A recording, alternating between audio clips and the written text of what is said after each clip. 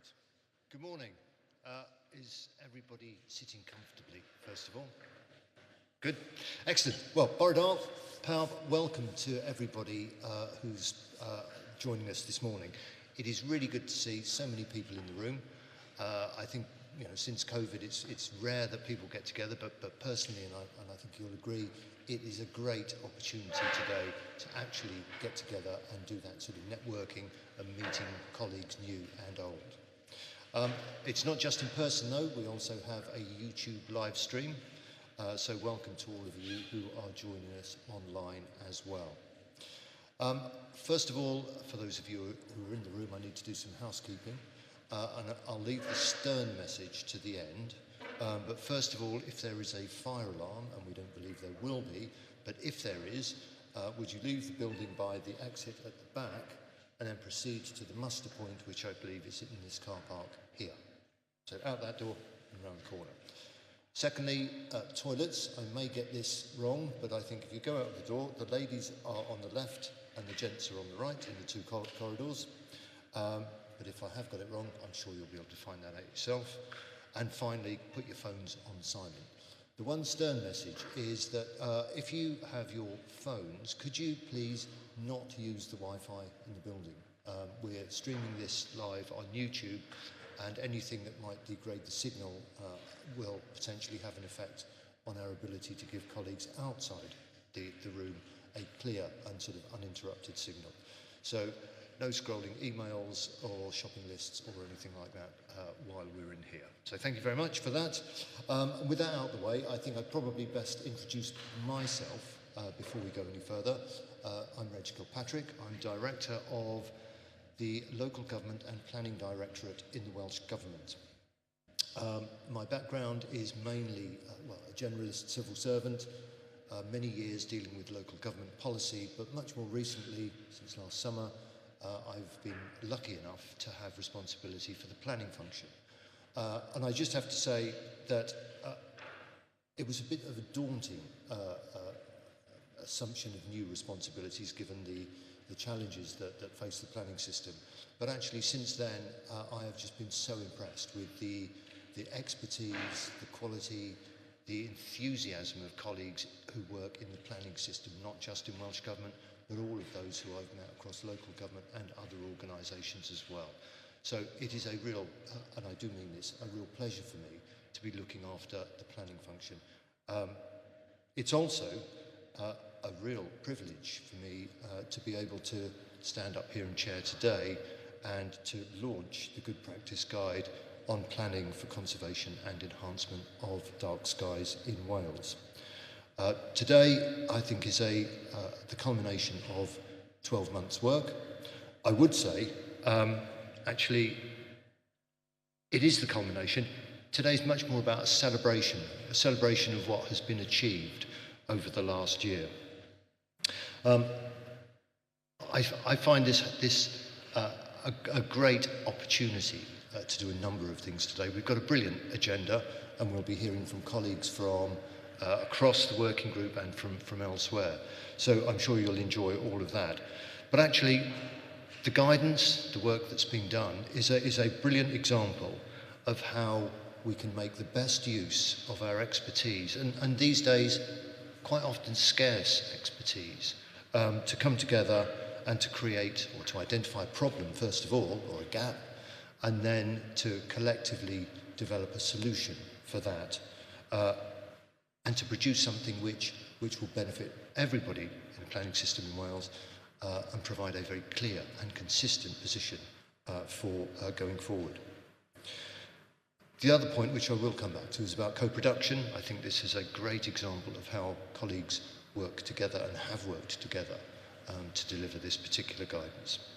So I think the beginning of this for Welsh Government was about 15 months ago when we were approached and asked to be part of a collaboration to produce a national document on dark skies. And that invitation and that formal agreement provided the beginning for the working group. And that Dark Skies Working Group, as I say, recognised an opportunity to prepare and develop a bespoke piece of guidance good practice guidance, which would draw on a very, very diverse set of expertise, experience, and to prepare something which would be a single outcome for everybody. The group itself consisted, as I say, of a number of different organisations, representatives, including Wales Designated Landscape, Natural Resources Wales, obviously the Welsh Government, local authorities and others. And actually, just pausing on that for a second, I said I'd talk about co-production. This is a great piece of co-production. I've worked in Wales for too long to remember, and many decades. And actually, we talk about co-production and collaboration quite often. To see examples of real co-production is quite rare. But I think that today, this piece of work is, as I say, a great example of a group of people who came together and actually demonstrated that sort of Welsh culture of working together. And more to the point, it actually demonstrated the fact that we can come together and really live the principles of the joint ways of working that we've set out in the Wellbeing of Future Generations Act. So I think I would like to spend just a moment to name check the members of the working group, because I think we should just sort of reflect on their achievement and maybe give them a short round of applause. It may not be the sort of thing that we do on these occasions, but I think this morning it would be really good to recognise Jill Bullen, Peter Frost, Danny Robertson, Gail Lister, Robin Sandham, Alan Owen, David Shield and Siobhan Wiltshire, who are all on the working group, and just say thank you very much for your efforts over the last year. I think it's really tremendous. So.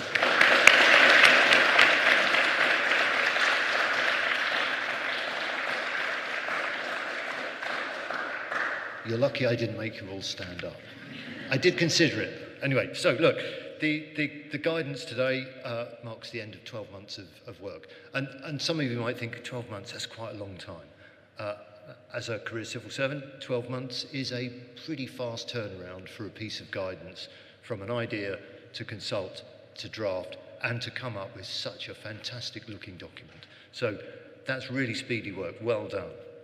So, as I say, we'll hear today about how dark skies are really an important natural resource for Wales. And I think, I didn't know this, but we are really fortunate that 2/3 of Wales has a dark sky. Parts of this are internationally recognised as dark sky reserves or dark sky park, dark sky sanctuaries and a dark sky community. So what we've got is really important, and protecting that is also really important. Protecting us, protecting it for the future, but also just sort of understanding the things that we need to do to make sure we protect it. We know that light pollution remains an issue, and we know that more does need to be done to make sure that lighting at night is properly managed in communities, in cities and in rural areas, but also to reflect the impact of light on natural habitats as well. So the publication of today's good practice guidance sets out a number of good lighting principles for all those involved in planning for dark skies. And that's not just the public sector and the experts that we have here, but developers and designers and people who are planning, but also, I think really important, local authorities who have to assess and to determine planning applications. So again, now, from today, we have a consistent and very clear, and I think incredibly useful document to help them do that. So to begin today, I've said my bit, you've probably heard enough of that. I'd like to hear from the Minister, the Economy, Energy and Planning Minister, Rebecca Evans, who kindly recorded a video for us. So, I'm just waiting for the technology. Hello and welcome to the launch of the Welsh Government's Good Practice Guidance on Dark Skies. I'm delighted to share this important guide with you today, ahead of Dark Skies Week in Wales.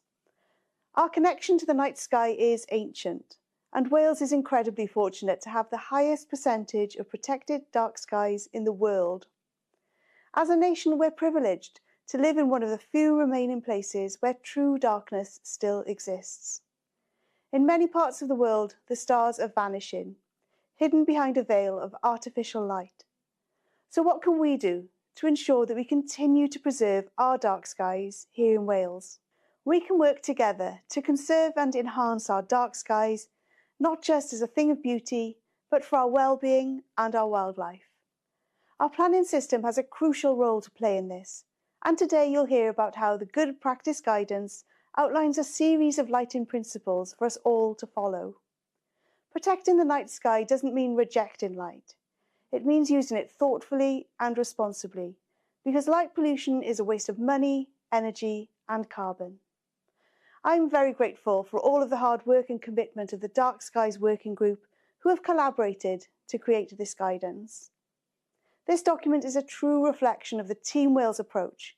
By pooling our talents, creativity, and expertise, we have shown that our small nation and our ways of working can think big in protecting our dark skies. I wish you all an enjoyable day at today's launch, and I hope you make the most of the packed programme ahead, and I encourage you to share your experiences of working for dark skies with one another. Brilliant, thank you. Well, you can see that this isn't just me saying what a great piece of work this is and why it's so important, but we've got a very, very clear backing from Rebecca Evans, the Cabinet Minister. So without further ado, I think the time has come for me to sit down and to hand over to the real experts to take us through what's going to be a really packed and really interesting agenda. And the first person that we've got to give us a presentation is Danny Robertson. So welcome, Danny, and over to you.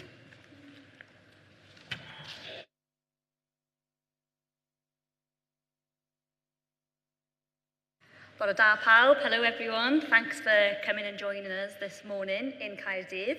So I'm going to try and cram 5 years of work into 20 minutes. So you're going to have to buckle up and listen quite closely. So I'm going to go quite quickly. But when I tell people that I'm a dark skies officer, this is generally the first thing that people ask me. I don't work for Darth Vader. I actually work for Project North, which is the Dark Skies partnership in North Wales. So that's a partnership between Eryri National Park. So the partnership came around because we are an international dark sky reserve.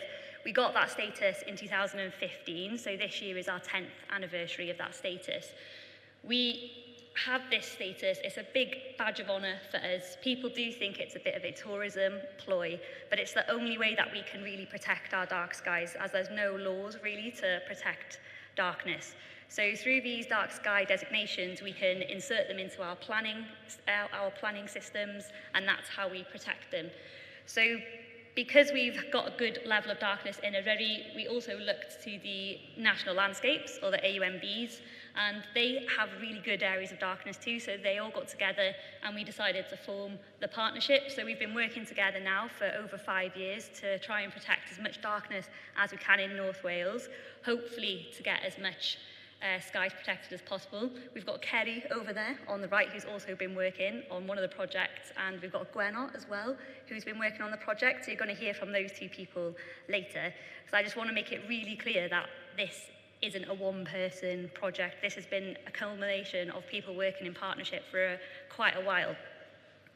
So first of all, you need to understand what darkness is and what a dark sky is. So not all dark skies are made equal. The sun goes down at night, and sadly, not all of us get a natural nighttime. So areas of darkness are places where there's still lots of stars visible to the naked eye because there's little light pollution. And they're usually in a national park or a national landscape because they've had protected, they've got designations, or development's been controlled for a long time. So we've managed to keep natural darkness in these places, and it's really rare for that to survive. So it's important for loads of reasons, and it's not just about stars. So people quite often have a misconception about my project that I'm an astronomy project, and I do use astronomy as a tool. So I use the stars to lure people in, and then I talk to them about light pollution. But it covers a huge amount. It's such a broad topic when you look into it, and sadly I won't have time to go through all of these things today. But I'm going to go through the things that I think are most vital for you to understand. And what is light pollution in the first instance, for you to understand what it is and what impacts it can have. So when we think about light pollution, the first thing that probably springs to mind is like street lights, urban environments where you've got lots of windows spilling out light, lots of glazing. But it can come in surprising ways, light pollution. So if you work in planning, there's little things that you can look out for which will really reduce light pollution in your areas. Things like illuminated signage, they're creeping up over time.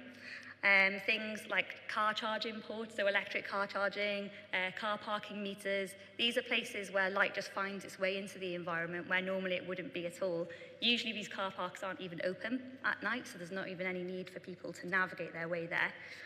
And also glazing. So we find a lot of this in the landscapes. People want to make the most of our beautiful landscapes and see them in the day. And they use all that daylight, so they save energy in the daytime. But then come the nighttime, they're a giant light bulb in the landscape. And the light pollution will come out around the footprint of the building as well, and the light will go much further than its intended source. So we also have other things like greenhouses. So we're quite fortunate we don't have masses of greenhouses in Wales, but in some countries like Holland, and this one's Russia, that's a new greenhouse that they built a few years ago, light pollution there is a really big issue. And also things like grow lights. So for this football stadium in Brighton, these aren't floodlights on the pitch, they're lights that are used to make the grass grow. I now know there's examples of this as well in Swansea, in the Liberty Stadium, and a few other places, but you can see how much light pollution is flooding into that area and how unnatural that nighttime has become there for humans and wildlife. Another example is from Manchester. So you can see here an example of cluttered light. So you've got lots of different light sources, different lighting levels, different lighting colours. So this is along the Manchester Shipping Canal. And then you've got this really big sort of light bulb in the back there, and that's a digital billboard.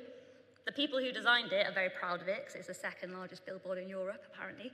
But it's causing lots of issues for residents in that area. And it just goes to show people don't really necessarily think about how the consequences of these things are going to look like when it's the nighttime. So this is an example of when we're not using light well, when we're not using it conscientiously, every bulb matters. So all this light is being spilt up into the night sky, and collectively that's known as sky glow. You'll also hear the term ALAN, or artificial light at night. It's an easy way to remember that one. So only 2% of the British population receive a truly dark sky. So we're very, very fortunate in Wales that part of that 2% of the population are actually people who are living in Wales. 98% of us are living under heavily polluted skies where natural nighttime just doesn't exist anymore.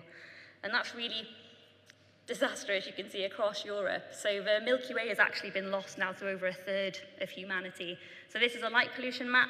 It's taken by satellites. And this is all light that's left the Earth's atmosphere. And you can see the whole of the Western Europe there. The red and white areas are where light pollution is at its worst.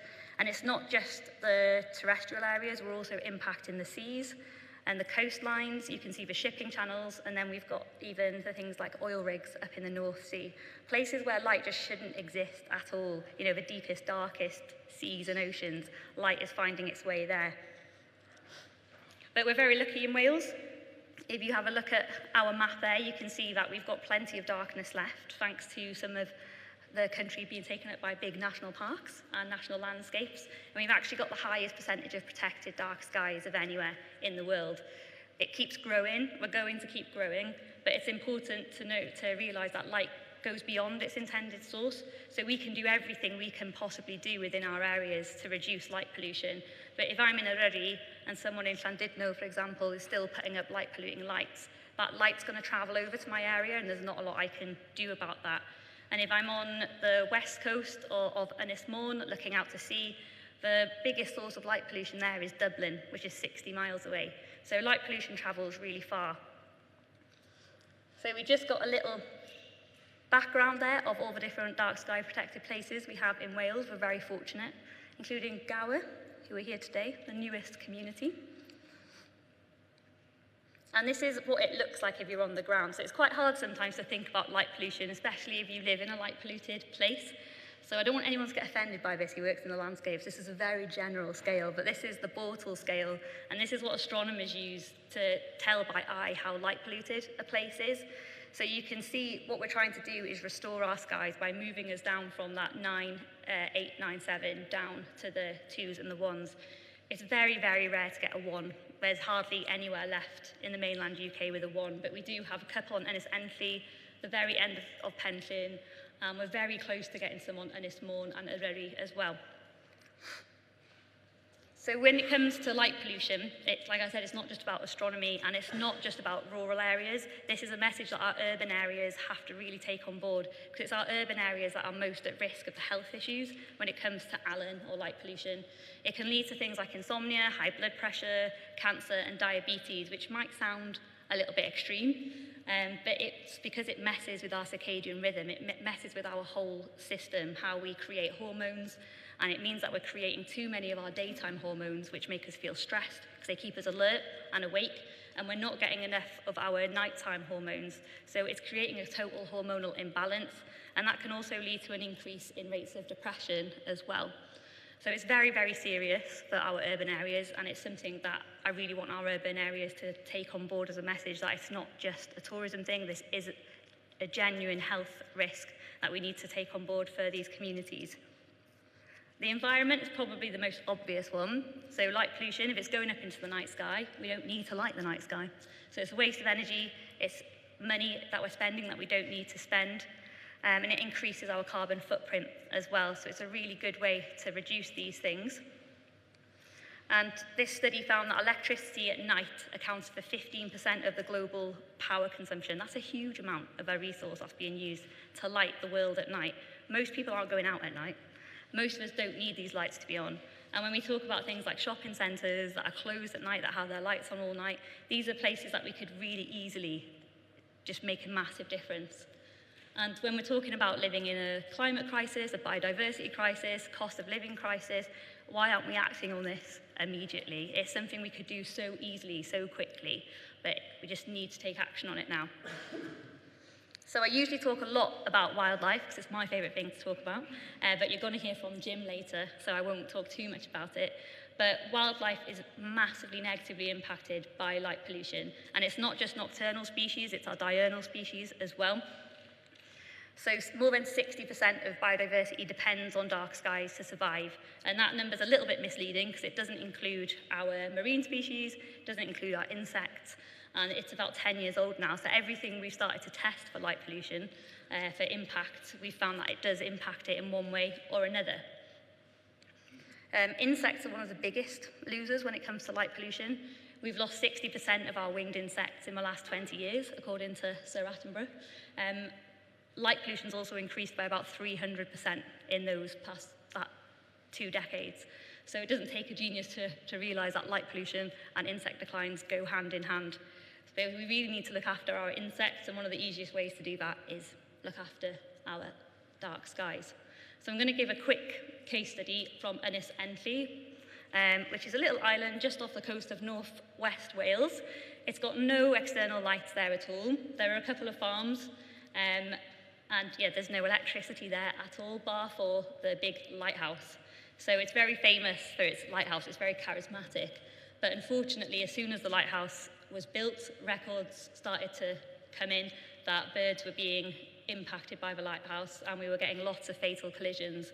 So for hundreds of years, we've had masses of birds be killed by the lighthouse because they were getting drawn into the lights. They were big white lights that would rotate, obviously, like lighthouses do. And for some reason, that would draw birds in, and they would either flock around the lighthouse until they were exhausted, or they would just fly straight into it. We don't fully understand why that was happening, and people did loads of stuff on Ynys Enlli to try and minimise these impacts. These photos were sent to me by a warden, Hugh Miles. He was there in the 1960s, and he took these photos, and he had a really awful job of going around collecting all these bird species and recording them. But you can see from these graphs that when they increased the power of the lighthouse, the number of fatalities went up. And you can also see that it was impacting the birds depending on the phase of the moon as well. So we do know that some bird species are using the lunar phase to time their migration, their breeding patterns, and we also know that they do use the stars in the same way. I'm not saying that birds are looking and going, oh, that's Orion up there, I'm going to go over there, but there is something up there that they're using to navigate. In 2003, the worst night on record happened. It had 40,000 birds land in one night. I'm not saying all those birds were casualties, they weren't all fatalities, but it did cause a mass stranding on the island. And then in 2014, they changed the colour temperature of the light on the lighthouse. So it is now a red flashing light instead of a white beam. And from that night onwards, there's not been a single fatality at that lighthouse caused by light. So it just goes to show that we don't understand our natural world, we don't understand our wildlife and how they view the world. We've been blocking some kind of vital sense for them with our use of light. So this is probably being repeated at lighthouses around the world. We know it happens in cities as well, skyscrapers, where birds just get drawn into them, pulled off their migration patterns. But Jim's going to talk a lot more about that later. So we need to think of darkness as a habitat. So if we go back to this light pollution map, and if you start to think of that as a map of habitat, that's how much habitat we've degraded for our wildlife. There is no escape for them. There is no natural nighttime left. So we need to look at nocturnal networks and how these animals can move around at night. And also, we are part of that habitat. We are part of the ecosystem, so we need to give ourselves darkness, and we need to give our wildlife darkness too. When we talk about Wales, we're known for our myths and legends. We're the nation of song, and we have loads and loads of myths and legends in the night sky that people just aren't aware of anymore. We've got our own names for the stars. We've got our own stories that are associated to them. They were a huge part of Welsh culture and our way of life. The night sky was used as a giant agricultural calendar. We used it to navigate the seas. So without our intrinsic knowledge of the night sky, the Welsh nation wouldn't have been as successful as it has been. And when we look at the night sky from a global perspective and from a human perspective, there's nothing else that has remained unchanged. There's nothing on the planet, really, that we haven't had a hand at changing. The sea levels have changed, empires have been and gone. We've had ice ages that have totally changed landscapes. But if we were to bring people back from 5,000 years ago and show them the night sky, that's the same night sky that they would have seen, albeit a lot more light polluted. And they would probably be able to pick out the same shapes, and they would probably have similar stories to the ones that we tell now. So the night sky is this huge link to our heritage, our past, and hopefully if we can keep it in good condition, it's something that we're going to be able to pass on to future generations so that it's not lost. And when we look at the night sky, when we're looking at stars, we're looking at ancient light. It takes a long time for starlight to reach us. So some of our nearest stars are 600 light years away. So that's 600-year-old light that is traveling through space to reach us, only to be lost at the final seconds by light pollution, which is such a shame to lose that link to our culture. Briefly on our tourism and economy, so it has had a boost for us in Eryri and some other places. We know that we're very busy in summer. We have a lot of pressure on our places in summer, but we're hoping with dark skies tourism that places will be able to stretch their tourism season. It's a lot more sustainable. People are coming out of season. They've got to stay longer because you can't do a day trip to see the night sky. Our best time for night skies is right now, so between October and March. And astrotourism is huge. It's on the rise everywhere. So it's recently been in vogue, even. It's very fashionable. But Booking.com did a survey, and over 50% of travellers they asked this year are looking to book some kind of accommodation that has dark sky-friendly lights. They want to travel for darkness because darkness can't be found in so many places. It is becoming a thing of privilege, and it is becoming an issue with access. But for a lot of people in the UK and beyond, the easiest place for them to get to is Wales. So we could really take advantage of this for our tourism industry. And up in Galloway Park, they did an economic study in 2019, and they found that for every £1 spent on dark sky lighting, they got a return of £1.93 in the area. And they think the economic boosts actually spread much further. So that's a huge, huge return on just something as simple as changing your lights, something that everybody can do. So this is how you can all save our skies, or how you can all play your part.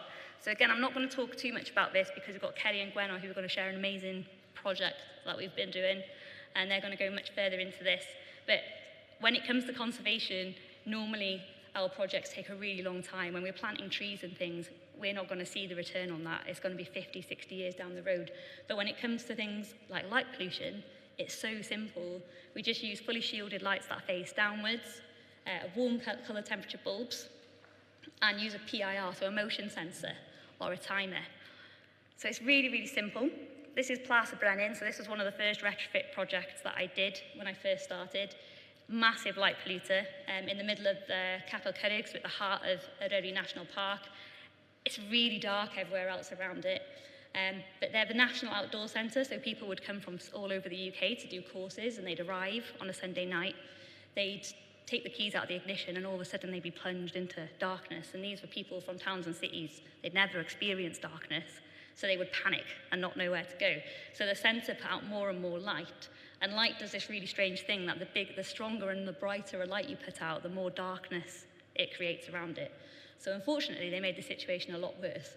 But I went and just followed those simple rules, and this is the consequences of that. It's so much darker there now.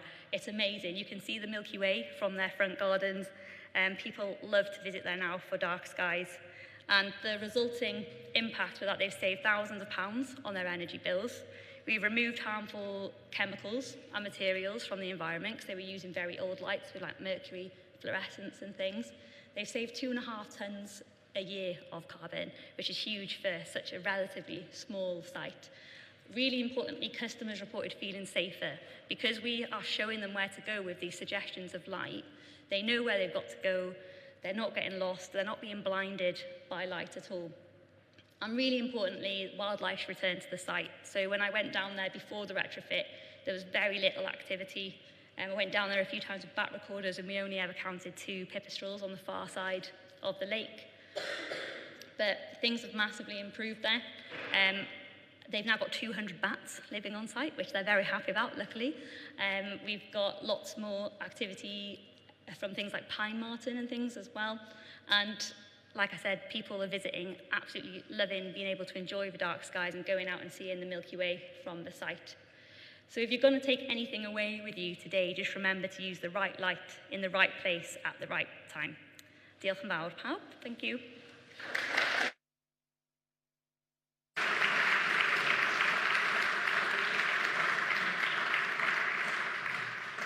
Brilliant. Thank you, Danny. I think we've got a couple of minutes for questions, so don't just go and sit down yet.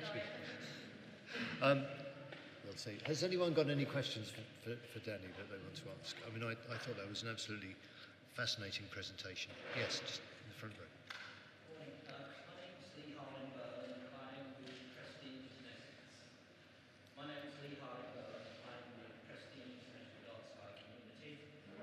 I'd like to ask a question about cities as to how we're going to approach dark skies in cities. Mm-hmm. I've got an idea, and Yeah. I've just wondered how it would go down with the audience. There's an organisation called the Biophilic Cities Organisation.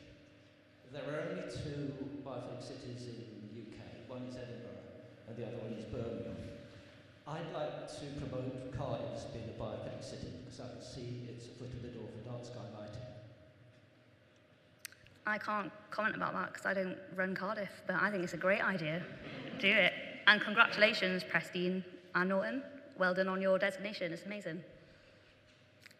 Can anyone answer that? Don't No? look at me. I don't run Cardiff either. No. But clearly, I mean, there is an issue there, and actually, you know, something that the council might be interested in. I'm not quite sure I can tell you how to get into that today, but I'm sure there are ways, and I'm sure there will be people on the council who'd be really interested in understanding some of this about what you've done in more rural areas and how it can be brought into the city. And we'd be happy to support you and send you any of our like case studies and things. Because I think visual impact is so powerful. Because when we're talking about light pollution, it's quite abstract for people if they've not heard about it. But when you can show them in pictures, I think that's really powerful. So you can always get in touch with us. Okay, thank you. Thank you, Danny. Okay. What a brilliant presentation. I think we need to move on now. Oh, sorry, there's one more question. Sorry. I'll take my glasses off and I can see you then. Hi, thank you, Danny. That was a really good presentation. Areta, Royal Astronomical Society. I just have a very brief question about the numbers. You know, this is my favorite part. So the reduction in energy bills, right? Can we just talk a little bit about that figure? What is the specifics of that figure? Because I think it's a really good argument, so. I could get specific ones from that because we had like their energy bills, so we worked really closely with them. And we had their bills before, and then we did it 6 months later to see over the winter period as well, so that, you know, it wasn't comparing summer with winter. And also, it's probably a lot more than that because this was before the energy price hikes, so we think it's probably a lot more now. Depending on the site, it can be a bit tricky to get the information of how much they're spending on energy. If it's a public body, they're not always happy to share that information, but it's definitely doable. It's there, isn't it? In figures, you can tell when they've had a reduction or not. So I think it is a really powerful way to do it. And also carbon, because everybody is dealing with carbon. I think they're two very powerful ways of putting the information across. Thank you. Okay, I right. think you've got one more question. Right, this has to be very quick because I've got to draw this one to a close and move on to the next. I just want to help here.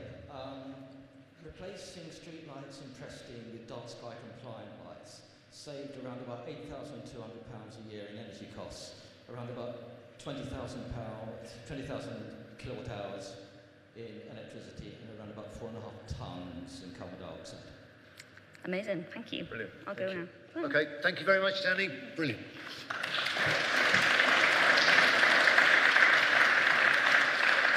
Okay.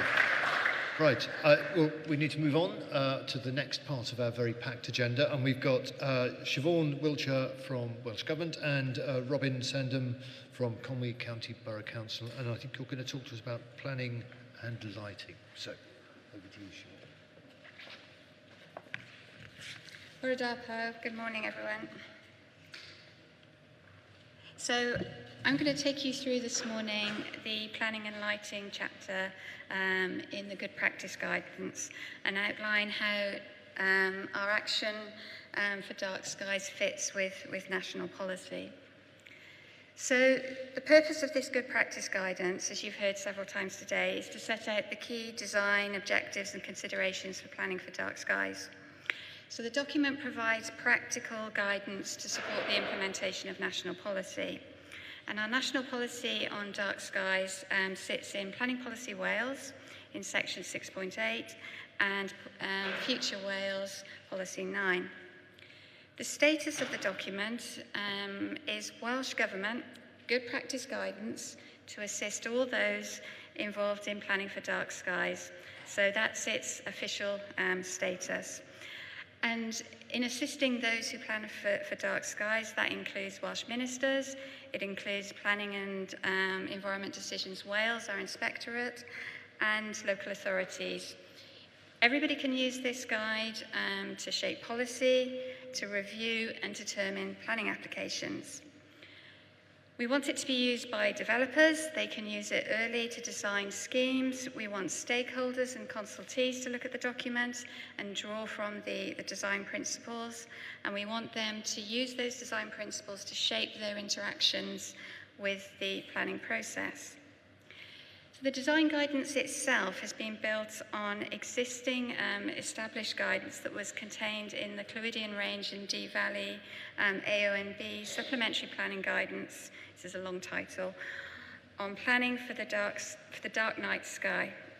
And our good practice guidance extends and develops those design principles for the whole of Wales. So it's applicable to everywhere. It's rural, it's got a rural applicability, an urban applicability, it's the whole of Wales. So this good practice guidance, where relevant, has material weight as a planning consideration.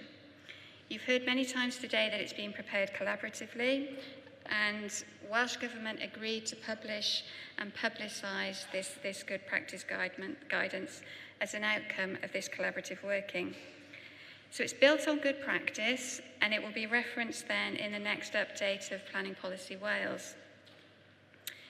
The guidance itself, the document itself, can be adopted by individual local planning authorities as supplementary planning guidance to their adopted plan. This is a technical planning issue, but supplementary planning guidance can't hang off a national policy, but it can hang off a local policy. So if you have a local development plan policy or a policy criterion on lighting in place, you can adopt this design guidance as SPG for yourselves. I want to give some further detail now on the national policy context. So we've got two national policy documents. We've got Planning Policy Wales and we've got Future Wales. And both of these documents share an empowering and creative vision for the planning system, which is focused on the outcomes of our decisions on people and places, not just the processes which lay behind them. So this slide here sets out what the planning system and national policy is aiming to deliver within the planning system. We're looking at improving the resilience of ecosystems and ecological networks. We're looking to halt and reverse the loss of biodiversity. We're looking to maintain and enhance green infrastructure and deliver a net benefit for biodiversity. So these are broad concepts, we appreciate that, and they're high bar aspirations, but they are a responsibility for all of us. Before moving on to some of the detail of how that policy works, I just want to spend a bit of time looking at the net benefit for biodiversity policy as a concept in and of itself. So we all know we're in a nature and climate emergency, and that must be reflected in our development as we shift from a culture of impact and mitigation to one where we carefully weave our development alongside nature, and we work with it creatively to deliver a better quality development. We recognise, of course, that development needs to take place, and some biodiversity may therefore be impacted, but a net benefit approach ensures that there is overall a net benefit for biodiversity and ecosystem resilience is promoted. The policy emphasis is on the proactive consideration of biodiversity. Think about it from the beginning. So how the policy works, we've constructed our policy on two pillars. So we've got a framework and we've got an approach. So our approach is called the stepwise approach, and our framework we refer to as the DECA framework. So the stepwise approach is summarised here in this diagram on the left. It's a 6-step process for decision makers, and it sets out a logical and pragmatic progression through a series of policy considerations. It's built around the overriding need to avoid damage to biodiversity. The approach then works through steps that are familiar to those working with the mitigation hierarchy, again, all with the aim of minimising damage. And our approach makes it explicit that enhancement must be secured at each and every step of the process, and that those enhancement measures must be secured with a long-term management plan. So in doing that, we provide a net benefit for biodiversity.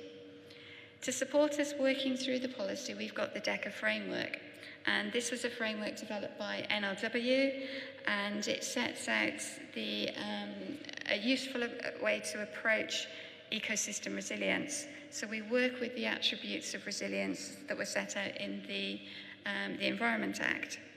And the approach can be used across different habitats and different scales. So, for example, if we look at lighting and planning, and we consider diversity, what we're looking for here is that lighting choices shouldn't cause any significant loss or disturbance of populations of species, either locally or nationally. If we think about connectivity, we want lighting choices that don't disrupt functional and physical connectivity between biodiversity features. And I just want to finish off here, just going into a bit more detail on some of the national policy. So in Planning Policy 12, we've got the reference to lighting in Chapter 6, and the policy recognises the need to balance the adverse impacts of lighting on the environment and on amenity and wildlife with the need to provide security and enable nighttime recreational and sporting activities to take place. So the policy in PPW specifically sets out the need to protect the natural and historic environment, to retain dark skies where appropriate, to prevent glare, and to reduce the carbon emissions associated with lighting. In Future Wales, our National Development Plan, we've got 3 policies with particular reference to their importance for planning for the dark skies. We've got Policy 9 on resilient ecological networks and green infrastructure, and the objective of Policy 9 for lighting is avoiding lighting pollution for ecological purposes. And then we've got 2 further policies, Policies 17 and 18, renewable and low carbon energy, where the objective is of avoiding lighting pollution is in relation to nighttime visual impacts. So our national policy is in place. We've got the I keep calling it supplementary planning guidance because I'm presuming you're all just going to adopt it and it's going to be fine. We've got our good practice guidance in place, and you can adopt this and you can use it within your local planning authorities. So within the planning and lighting chapter, I'd just also like to draw your attention to a section that's at the beginning of the chapter that's got practical guidance set out in the front half that sets out the processes, procedures and questions to be considered as part of a planning application. I'll now hand you over to Robin, who'll talk through some of the local implementation of national policy.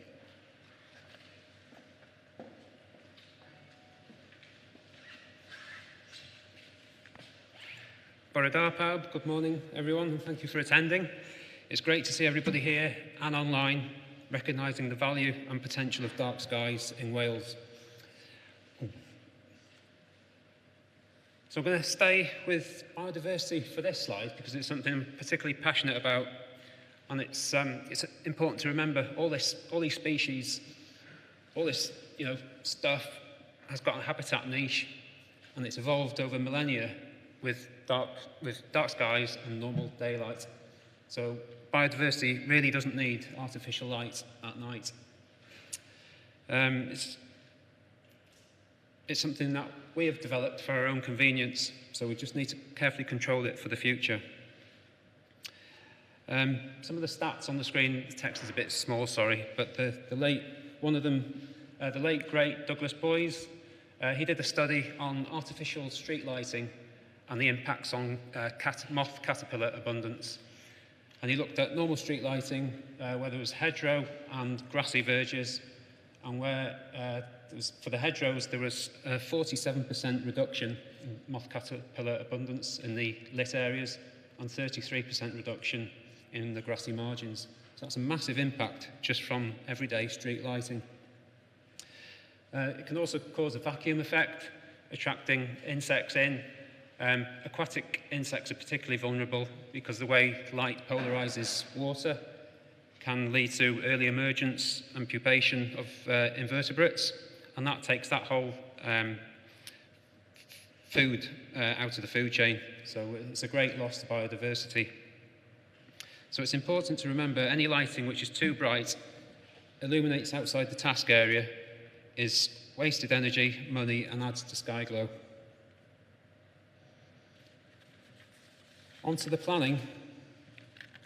I'll just pause and look at the background image for a second.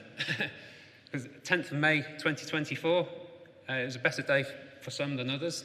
For some reason, I turned my phone off in the evening and didn't check social media, went to bed, had an early night, and for the next month, I had to endure everybody's pictures of one of the best auroras for a decade.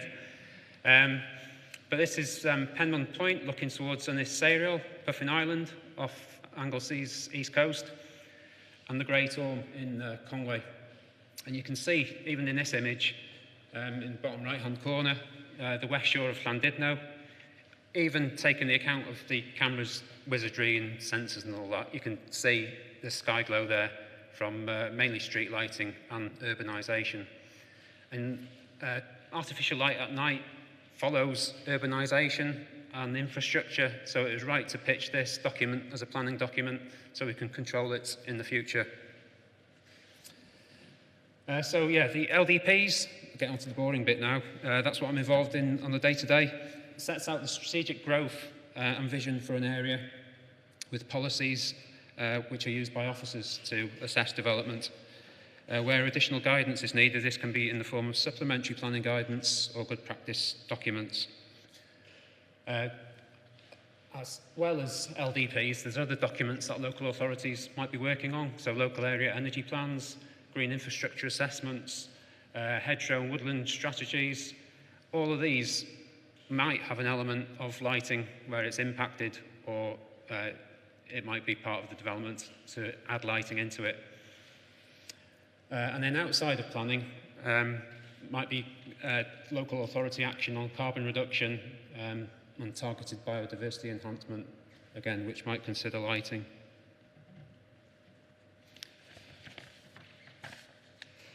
And then onto planning. When applications come in, it's a front-loaded approach. Development proposals will have supportive information with them. So the good practice guide can be used proactively and positively early in the process to highlight the requirements in new development, but also as a prompt for tackling retrofit. Many LDPs will already have policy on pollution, might cover light, noise, water and lighting, but the policy wording and conditions provided in the good practice guide goes further, and it's been produced with PEDU, and it can be used lifted at a local level or tailored to meet local specific needs. We've also signposted to other more detailed guidance produced by the Bat Conservation Trust and Institute of Lighting Professionals, so there's more guidance there. And it's also important to question poor design, and we'll see a lot of this this afternoon. A couple of images, I know they're small, in the bottom left-hand corner. Typical examples that we come across. Poor example on the left, it's the sports lighting coming in from the left end of the screen, lighting up a public right-of-way. And the section to the right of the wall is SSSI. On the other side of the sports pitch is a local nature reserve with woodland, and we know that there's lesser horseshoe bats there. So that's an example Conway are currently looking at. And only 200 metres away, we've got an active travel route with low bollard lighting that's been introduced. So that's a footway connecting the town to the local school. And you can see a dark canopy has been maintained. So that habitat is there for the lesser horseshoe bats and the woodland. So please use this guide as a useful tool and hopefully for a catalyst for greater awareness, less wastage, more biodiversity and darker skies across Wales. Thank you very much.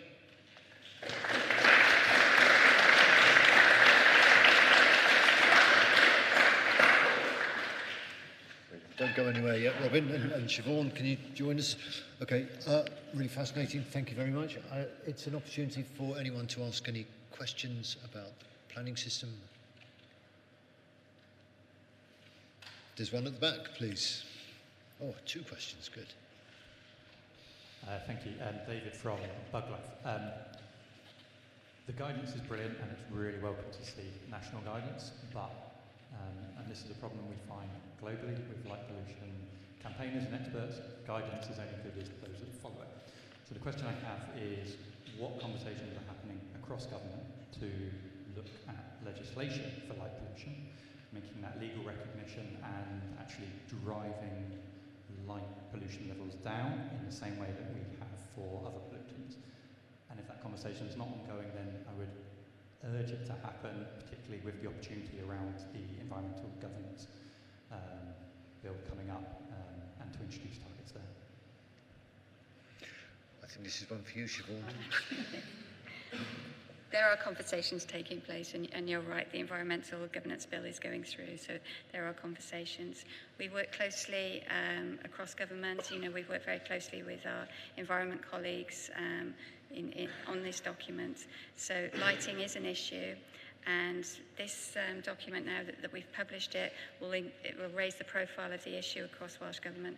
So we've got something hopefully on our intranet page today advertising this guidance document, and we will continue to have those conversations, but it's the environmental governance bill that's the opportunity, I think. Yeah.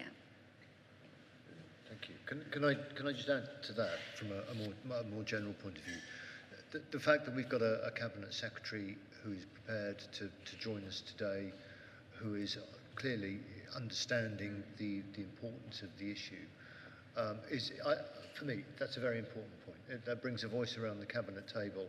It brings a voice outside the planning system, which I think is always helpful to promulgate some of these messages, but to maintain some of the momentum that we hope to generate this week. And the challenge to us all is then, how do we just keep chipping away at those people who need to do the job? And the planning system will be one way of reminding us all that you need to take these things into account. Okay, thank you.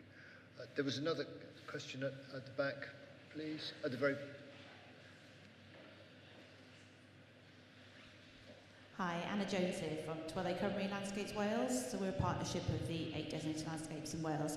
Just a quick question from a planning perspective. I'm a community councillor as well. I was wondering if you've got any plans for either sort of modules or training, possibly from a community council level. When you're thinking also that from my council, sort of 75% are farmers as well, and a number of sit on a number of other trustee positions on community buildings, and we just had a conversation about this only the other week with a different hat on. So yeah, I was just wondering about kind of where you see that going, or if it's something that might be left for individual kind of planning authorities. It's something we'd like to engage with. So you can see that the guidance has been produced collaboratively. So we've got, representatives from local authorities, we've got REACH. We've committed to producing I want to call it an easy read version of the document. It's not. It's going to be a non-technical summary, but something simpler that condenses the messages, maybe even in leaflet form. And we'd be happy, I'm sure, as a working group to have those conversations, with One Voice Wales or whoever. But no, it's something that we know that we need to do. Yeah.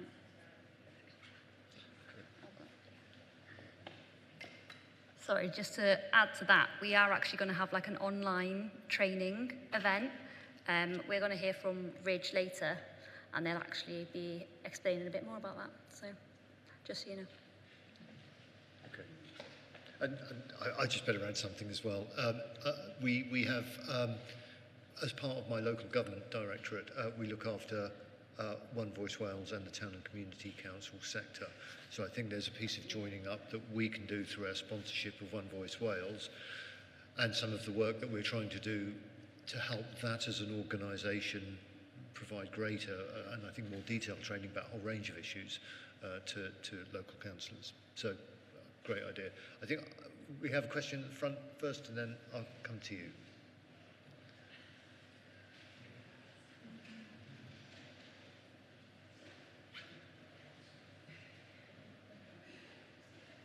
Thank you, David. Just to say to everybody that you might think that now we've finished the guide, that is it, and we can just go back to our day jobs as we do. But we already have plans to move forward. So we have events to be lined up with the RTPI, the Landscape Institute. We are in contact with One Voice Wales biodiversity officer, and other ideas to come through as well. So very much it isn't, we've done it, over to you. We still see a role, and we're sort of lining up a variety of activities and events to keep that message and to keep a connection to people, and for us to keep learning from you as well. So we don't see this as that's one and done. Things change. The evidence that we've got in a few years' time we'll revisit. Hopefully then we will see the impact that what we can all do together and see an improvement. So it's not stopped. So that communication and in planning will carry on, but it carries on best with all of your help as well. Brilliant. Thank you very much. So I think that just shows there is a real programme of work to embed this over the next few weeks, months and longer. Back to the question. Hi, I'm a planning officer for Gower, mainly dealing with household extensions. Just wonder whether there's a plan for the permitted development rights for householders to change to include sort of limiting what lighting they can put on their permitted extensions. don't think there's a plan, but it's something that we can look at. If you've got some specific examples, and that would be really useful to learn from any sort of specific examples you've got to suggest, but we don't have a plan at the moment. Yeah, I'm just thinking because it's a bit difficult for what I can request, for example, for an extension that needs permission, yeah, when they can build a permitted extension, a fairly decent sized permitted extension, yeah, which yeah. they can, light up as much as they want. Really. Yeah. No, we're mindful of that. But yeah, any sort of case examples, we'd be really interested to hear. Okay, thank you. Gentleman down the front. Hi there. For communities that want to become dark sky communities, a local lighting policy is a DSI requirement, and I just wondered how planning policy is going to address that.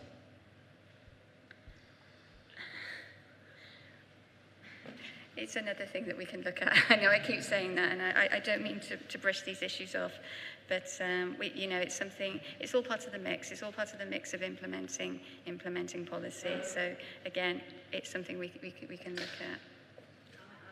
Yeah. It is something we have in our supplementary planning guidance, is our lighting management plans, but we've gone a step further than the DSI requirements because they come at it from an astronomical perspective rather than a biodiversity perspective. So we've kind of gone a step further. So I think this is a space for us to actually use the DSI of a Dark Sky International as a vehicle, but also for us to bear in mind that we can make it different and make it better for our own purposes as well. But you're welcome to look at any of our supplementary planning guidances and things. Thanks. Sorry. Brilliant. Thank you. Thank you, Danny. Final questions? Pete? Hi, I'm Pete Frost, currently with Natural Resources Wales, and we've heard a lot about planning regulations, legislation, but I think there's something that we can all do when we leave this place, and that's shout about the advice that's in this guide, because I think creating dark skies is something which is a no-brainer. I don't know if anybody else has been staying in a hotel prior to this, but you've all seen the little notices above the sink saying, if you want your towels washed, put them in the bath. This is part of our commitment to a greener environment. It's actually part of their commitment to saving money on washing bills. And dark skies is exactly the same, because people throughout the world are paying to waste light by shining it up into the sky. This is a no-brainer. If we can get this message out to businesses, to individuals, it's like, why are you throwing money into the sky? This is something that, this is a message we can get out, and if we get that message out, people are going to start doing this. Legislation is going to be the icing on the cake, but we have brilliant advice here. Let's shout this from the rooftops and hopefully stop shining light from the rooftops. Brilliant. Thank you. Such sensible words as well. And I think this agenda resonates on so many levels, energy, and so forth. Okay, if there are no more questions, can we just say thank you very much to Robin and Siobhan for their presentation. And now I think we're breaking for coffee and networking, and we'll be back here at 11:45 for a view on dark skies from Catherine Meadling-Jones. So thank you both very much.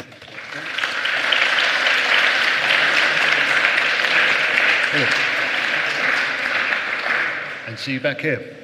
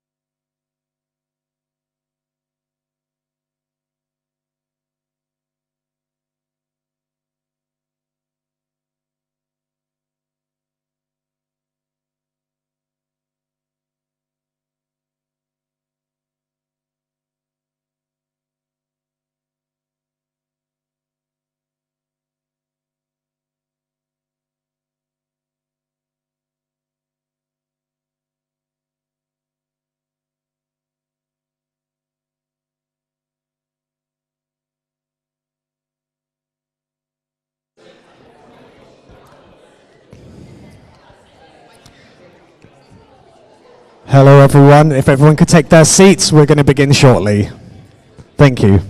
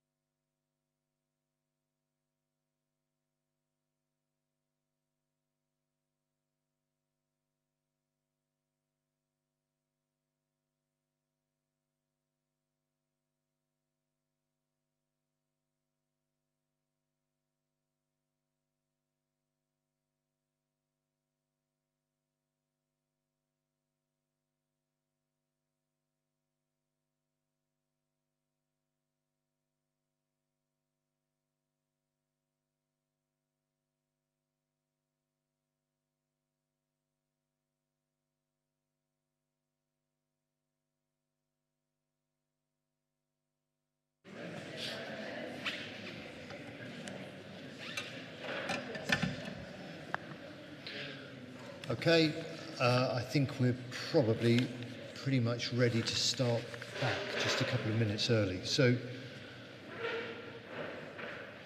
okay, brilliant. Well, I hope you had a really productive half an hour or so networking and meeting people. I now know quite a lot about town planning and how I might get a chartership. So, bit more work to do, I think, was the verdict. So thank you for that. And also, I hope I managed to get the facilities around the right way when I opened up the meeting earlier on. So what a brilliant start. Thank you to those who presented already. They were just great, really fascinating. And now we're just going to go into the second part of the morning, which will take us through to 1 o'clock and lunch. I know some of you were circling the bags out there, and I hope they're all still there, actually. So we're going to start off with Catherine Mealing-Jones, who's going to talk to us about a view on dark skies and some words from the heart. So Catherine, I'm going to hand over to you. Welcome, and away you go. Bonjour. I'm just saying, I literally got back from holiday in Cornwall last night, so I'm still in that slightly holiday haze. But anyway, thank you very much for inviting me here today to give a bit of a personal view. By no means an expert on dark skies, but very passionate about them. Onto my first slide, you'll recognise some of these pictures. So I grew up in an orange, street-light-bathed city that never sleeps, traffic-rich metro land called London. Darkness was something that was mostly billed as frightening. It spoke of crime, dark alleyways, dark upstairs of the house. Something bad was always out there in the dark. I was very lucky, though, having godparents who, due to my parents' unfortunate illnesses, took my brother and I on holiday most summers. And about the age of 11 or so, we went for the first of many trips to Anglesey, I now know Ynys-Môn. We stayed on a property that had no electricity and had a septic tank, which had a private beach. They were quite well connected, these godparents of mine. The first time we went there, we arrived in the daytime, and it was only as light night fell, and we lit the candles in the empty wine bottles and blazed up a fire, it dawned on me that it was going to be very dark. The godparents decided to take us out for a night walk. Were they mad? My brother and I thought to ourselves. But that walk that they took us on that first night was one of the most pivotal moments of my life. It was the most wonderful, most magical experience, and that memory has stayed with me and literally inspired me for the rest of my life so far. Hopefully it'll go on a bit longer. On the beach that night, we walked in darkness that wasn't dark. We splashed in the water and then swam in the water and were treated to something, as this photo from Gareth Mon-Jones shows, called bioluminescence, which I had never encountered before and something that I had never imagined. My godfather, Tony, then walked us up onto the hill behind the beach and suggested that we lie down on the grass and look up. Sheep poo, damp, insects. He really is mad, I thought. But what I actually saw for the first time that night was the dome of the night sky, the dusty streak of the Milky Way, and the pristine, glorious, awe-inspiring universe for the first time, always obscured by these orange lights of my childhood. And this so-called darkness wasn't something frightening.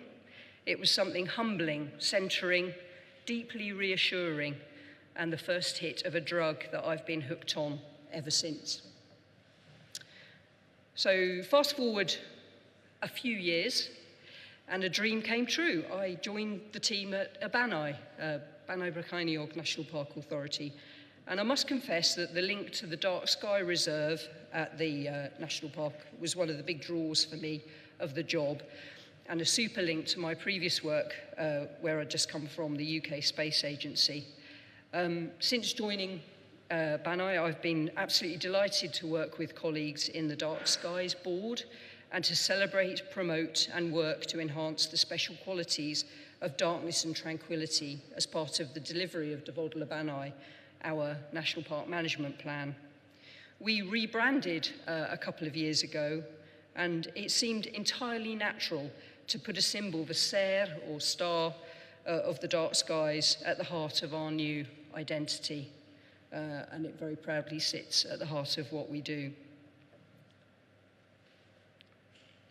And whilst I knew a bit about some aspects of the night sky already, obviously heavily influenced by more the astronomical and astrological side of things, I've learned so much more from working with my colleagues. I've taken my chance to immerse myself in the wonder of a new night sky, the Banai night sky, whether as a way to enjoy the rich heritage of the park or to see other people enjoying some of the amazing things that the darkness has to offer. And it seems so obvious that darkness, as some other speakers have said, is absolutely integral to the health and well-being of animals, plants, wildlife of all kinds. And that's something that I'm learning more and more about. Darkness is a way to tackle the climate and the biodiversity crises and to discover, as I did all those years ago on that beach in Ynys-Môn, something primordial, something that we need to retune into something so fundamental to our sense of place in not just the world, but something far bigger, something essential to our well-being and our spiritual health, and as we're discovering more and more, to our physical health. Even on an overcast, foggy night, the darkness is good for us, our bodies, our minds, and perhaps biggest motivator for some, our wallets. And then there are all the statistics that confirm that darkness is not just good, but it's generally safer. Actually, most crime happens in well-lit places, in cities, maybe the sort of places I originally came from. And I wanted to just say a word about the role of planners, if any of you are planners in this room. I gave a talk at RTPI Cymru last year, which was called Saving the World Through Planning, or something like that.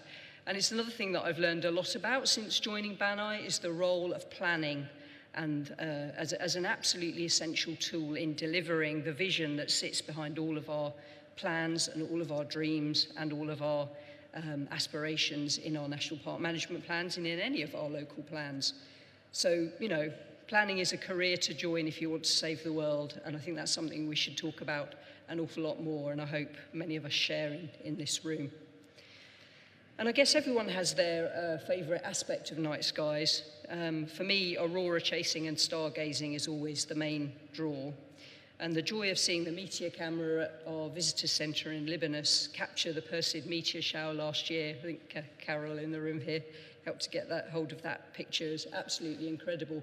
And the number of people that are now coming aurora chasing, and I'm sure you're all seeing that where you live as well, is just amazing. But I wanted this picture from NASA. I know others have sort of shown other satellite data showing this sort of familiar image of the UK at night.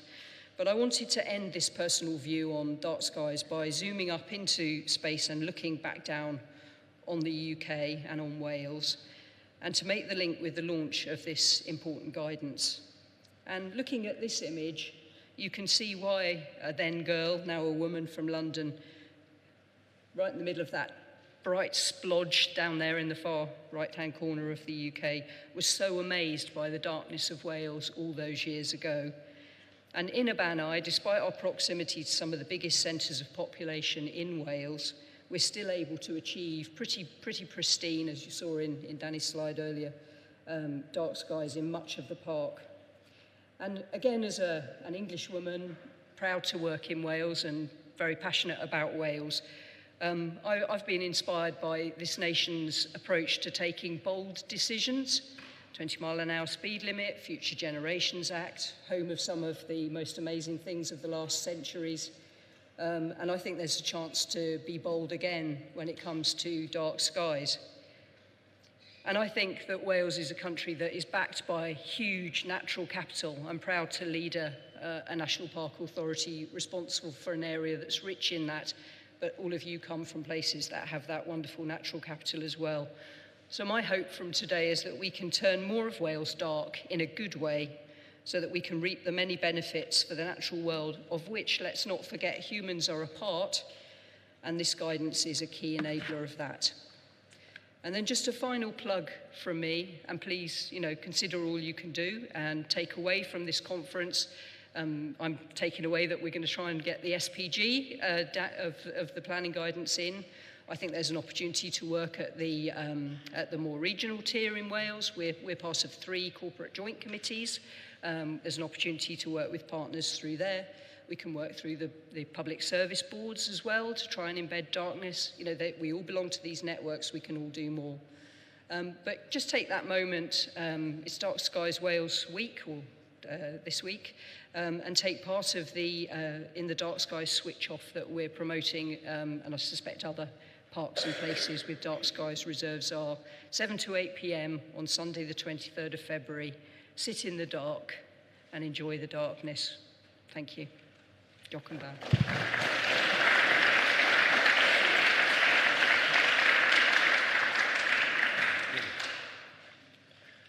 Thank you very much indeed. That was just brilliant. And I would say, I've never thought that the idea of lying in damp grass with sheep poo and other stuff around me was such an attractive proposition. And I just say, if you haven't done it yet, there's the weekend coming up.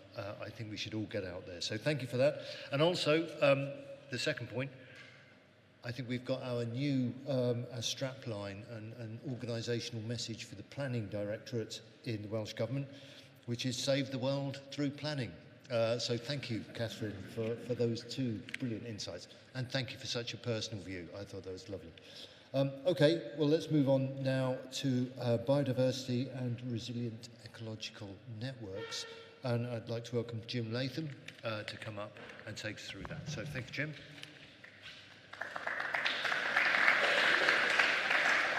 Thank you very much. Good morning, I think. Yeah, I'm Jim Latham. I'm team leader for the terrestrial ecosystems team in Natural Resources Wales. I'm going to say a bit more about the impacts of light pollution on biodiversity. Quite a lot's already been said.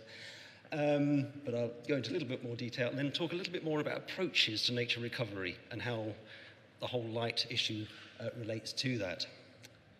So, just what I'm going to cover, a bit about the context, if you like, about biodiversity and the nature emergency, then a bit more about the impacts of what light is doing to biodiversity, and then a little bit more of this context around nature recovery, talking about our protected sites primarily, moving on to talk about resilient ecological networks, which Siobhan has already introduced to us, and then how light pollution fits into that, and then some concluding remarks right at the end after that. So, we're in a situation where biodiversity is in decline, not just in Wales, but recognised globally. There are serious problems here. We're losing species at a phenomenal rate. Habitats are disappearing across the board, really. And you'll see a lot of headlines like this example here from the State of Nature report, with all sorts of figures about the extent of the decline in species and biodiversity. So it's something we should clearly all be concerned about, and not just for biodiversity in its own sake, but also for the wider implications of losing biodiversity. That biodiversity is a fundamental part of our ecosystems that produce the ecosystem services on which we depend: clean air, clean water, fibre, timber, food, all these things that we rely on is connected to biodiversity and maintaining our ecosystems in good health. So it really matters. In recognition of that, and really as in consequence, in 2021, Welsh Government declared a nature emergency, and from that has flowed a lot of initiatives, a lot more emphasis on nature recovery and really making that happen. So, on to the factors really that cause biodiversity to decline. A good place to start really is our State of Natural Resources report, which Natural Resources Wales produces on a 5-year cycle. And this lists a number of overarching drivers, if you like, affecting biodiversity in that natural environment. So we have climate change, INS, invasive species, pests and diseases, land use change, overexploitation, and pollution. And if you go to our website, you can find some rather nice interactive graphics like this, where you can drill down to different ecosystems and see which of these pressures and drivers are affecting ecosystems to a greater or lesser extent. Colleagues at Natural Resources Wales are busily working on the latest iteration of the Sonar report, which is due out at the end of this year. And as one tweak to that, it now includes light pollution as a pressure on the natural environment. So it has been recognised within that report on a formal basis. So that's a really good positive step to recognising light pollution and its impacts. Moving on then to talk about the impacts of light pollution on biodiversity. Well, we had quite a lot already from Danny and Robin about the sort of impacts, and some are what you might call fairly obvious impacts, where species require light or interact with light in some way. Glowworms, for example, if you light them up, they're not going to work so well. Bats don't go out when it's too bright. They need darkness to operate, essentially. Other examples like this poor robin here, and I expect many of you have heard robins singing at night underneath street lamps, sort of wondering when it's going to get dark, when they can stop singing and go to bed. You know, these are things that are very obvious impacts on the natural world. There's a moth there, and that's a really important thing to raise. The 75% of our Lepidoptera are night flying and impacted to some extent by light. And there's such important species within ecosystems generally, there's big effects. But more fundamentally than that, there are really deep pernicious effects of light on the natural world.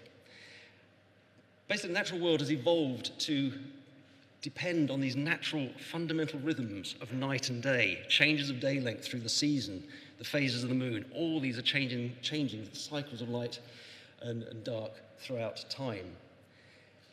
In a sense, these are the timekeepers of the natural world.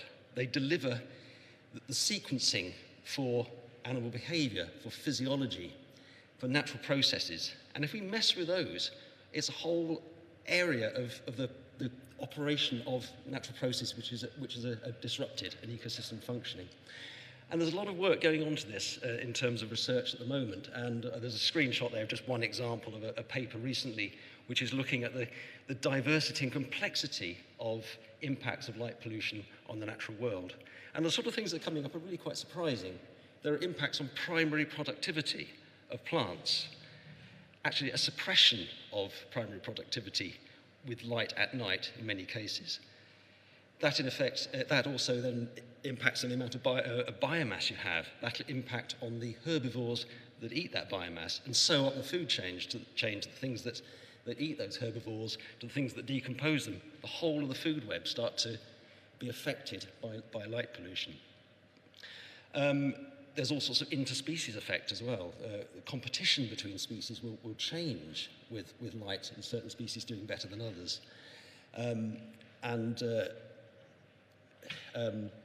Oh, excuse me. Oh, sorry.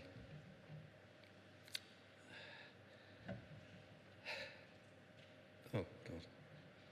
Sorry. Yeah.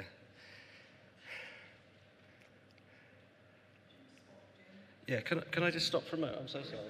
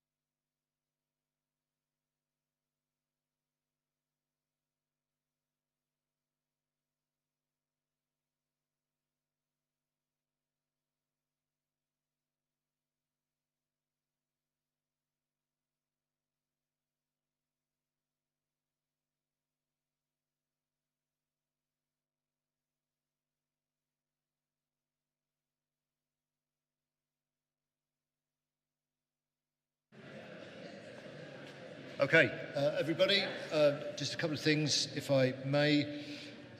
Jim is absolutely fine. He's just getting a breath of fresh air out the front, and he would like to continue and give us the rest of his presentation at some point during the day. So we'll just adjust the agenda and make sure that he gets the opportunity, because I for one, am really keen to hear what he's got to say. So what I'm proposing is that we'll move on to Jill, and you can give us your presentation. If Jim's okay to finish off before lunch, then fine. If not, we'll probably go to lunch early, maybe have a few questions first, and then we'll fit him in the afternoon. So if everyone's okay with that, I'll hand over to Jill. Thank you, Jill.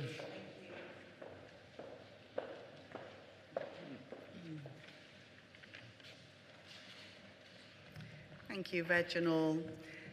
We all experience the night sky in different ways, whether we live in that rural area where we might look up in awe, or perhaps in a more urban area where we're perhaps a bit disappointed, and we might be something in between when you know what you can experience somewhere else.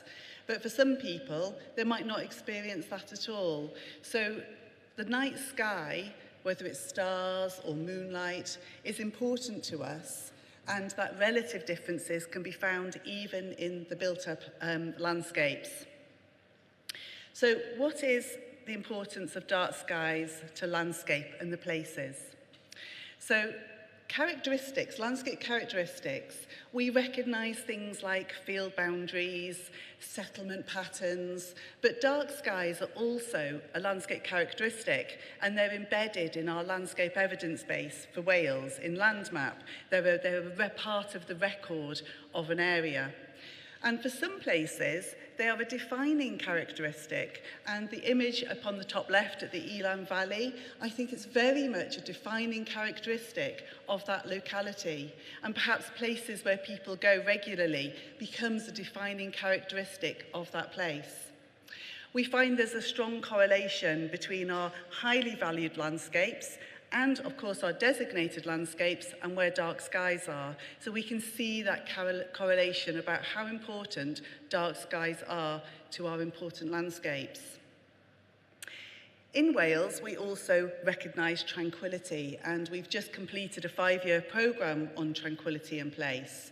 And of the 4 themes that comprise that, dark skies is one theme in its entirety, bringing in that importance of the relative freedom from light pollution and that contribution to tranquility and our experience of that.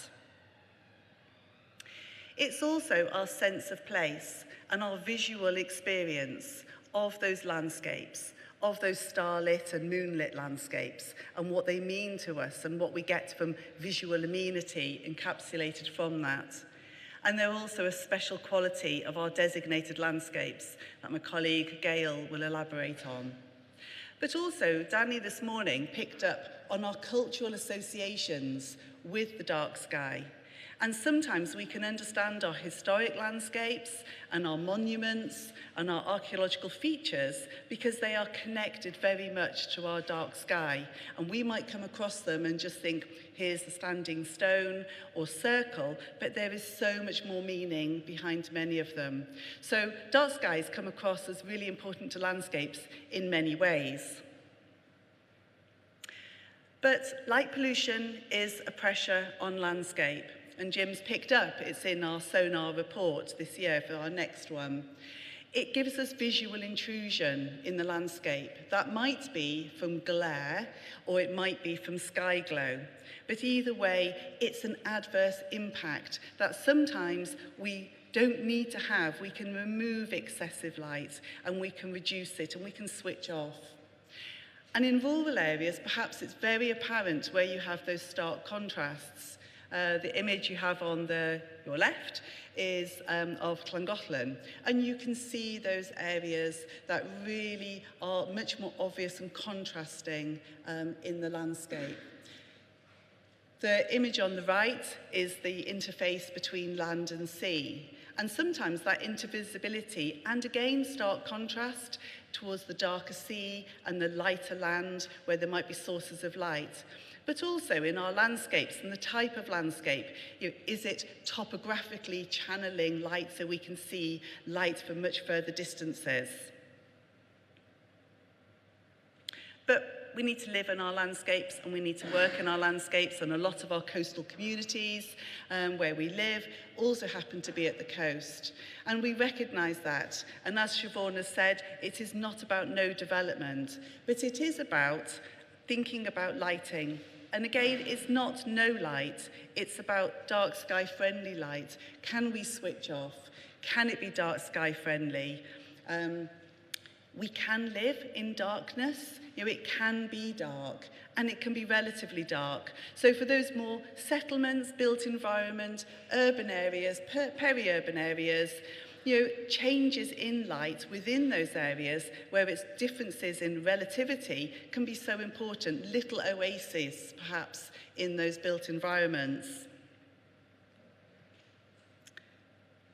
In Wales, we have dark skies evidence that was taken just before the first lockdowns. And this evidence you can see on the map here. It's accessible online. You'll see the QR code on the banners and in the guidance for those of you online. And it shows, we've done the stats, it shows that 2/3 of Wales are in the top 2 categories of the dark night sky. We have a fantastic natural resource. But we know that light pollution and light remains an issue. And you can see that really quite clearly. And again, it is pretty much where development and where we live. And as already picked up, what are those other health and well-being disbenefits to us because of light pollution? And we live in those areas, but so does wildlife as well.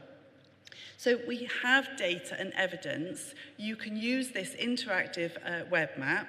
You can look at where are the sources of pollution, light pollution, where can you target change, where might change be most beneficial to make the more significant differences. So please do look at this data and use it. It's available on Data Map Wales as well. And you can change the different geographies. So if you're a local authority, choose your authority. And the pie charts will also give you the stats for your authority. It'll give it you for future Wales, a designated landscape, and much more. So please do pick those up. But most of all, it's coming back to planning and good design. Where can we make those differences? And it's all well, we have this document, it's got a target audience, but it is for everybody. But sometimes you need a really different way of communicating and visualizing what this means. And so we have 2 visualizations. They are in the guide, and you can use them as images to further this work.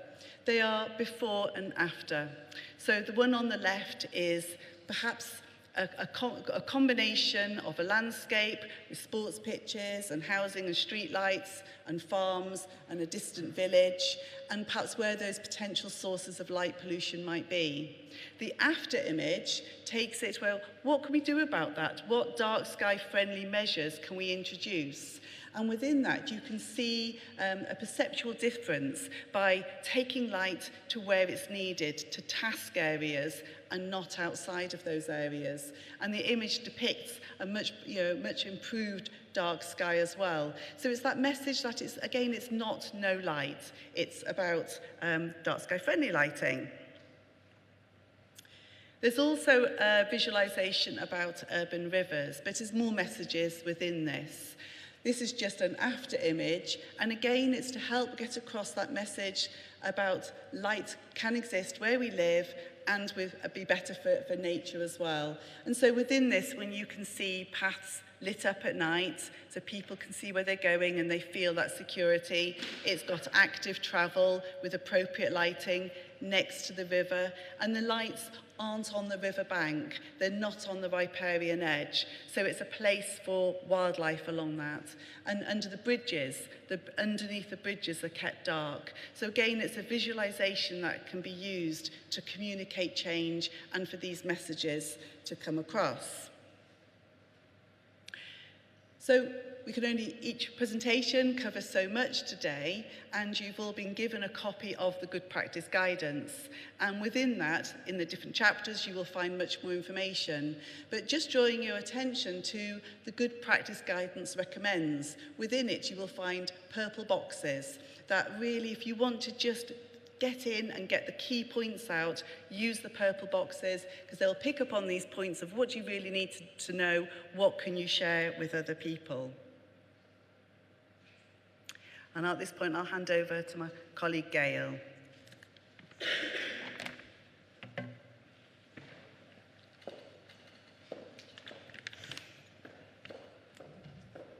I will attempt not to cough into the microphone, so I thank my children for sharing their cough with me 2 days ago, just in time for this.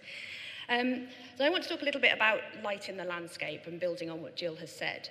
And she's talked about landscape character and how light can affect that, but it can also affect the setting of the landscape, and that's the way we experience the landscape, which aids our understanding of that particular landscape. And that understanding helps us to experience a particular landscape. So if you've got light pollution and you've got light in the landscape, it can affect the way we experience the night sky visually. And in turn, that affects and has an impact on the way people experience nature and greenscapes within that landscape. We've also talked quite a lot today about the stark contrasts between rural and urban areas. And the map there of my own patch in Pembrokeshire demonstrates really quite nicely why this guidance is so important and how it came about, really. Because we could make all the improvements we like in a particular area in a designated landscape, but if we can't help those other areas which are already very brightly lit, those improvements we make in already dark areas are going to come to nothing. So this guidance was kind of born of that idea that we really need to work collaboratively to make sure that we can improve light everywhere.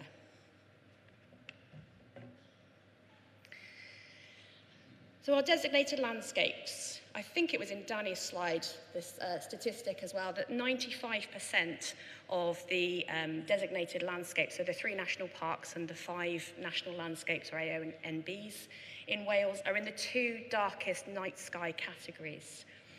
And for lots of those designated landscapes, dark skies are a special quality. They're either a special quality explicitly mentioned as dark skies, but they're also an intrinsic part of other special qualities like remoteness, tranquility, wildness, in the diversity of our landscapes, a space to breathe, and in the combination of those individual qualities.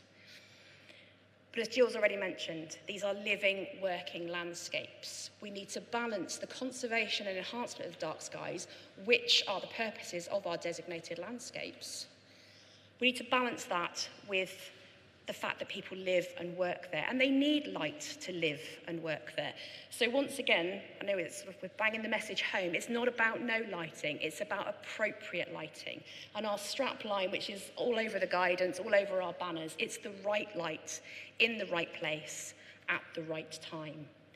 And this is where planning comes in. These landscapes don't sit in isolation. Our designated landscapes are often surrounded by other urban areas. And so we've got to think about it in the round. We've got to think about it in the whole. And that is where planning comes in. And I was so delighted to hear Catherine say, planning is the way we can change the world, how we can make it better. I came to planning very late after a 20-year career in education. And I wish I'd done it much sooner. I found what I want to do, and it gives me so much pleasure to think that some of the decisions we make really have a tangible difference on people's lives. In the guidance, we have taken the Institute of Lighting Professionals' environmental zones, and we recommend that local planning authorities adopt the environmental zones in their planning policies. They can be used to help control lighting, to avoid inappropriate lighting, to conserve and enhance those areas that already have relatively dark skies, and to control the spread of light pollution. Let's stop it now. Let's not get it any worse. Let's make it better from here on in. They can also be used to assist in formulating planning policy. You could have environmental zones across the landscapes, recognising that some areas will need to be more brightly lit than others. And they can also be used to help formulate planning conditions which can be applied to any grant of planning permission. I know we mentioned the the impact of permitted development and large householder extensions, and not being able to control the glazing. But these environmental zones may help to aid that. And so if you're in a zone 1 or a zone 2, your lighting needs to be at this level or this level. And the recommendation in the guidance is that zone E1 is adopted for areas outside settlements in designated landscapes. And that will also then help to reduce those stark contrasts that you could see in the first map on my first slide.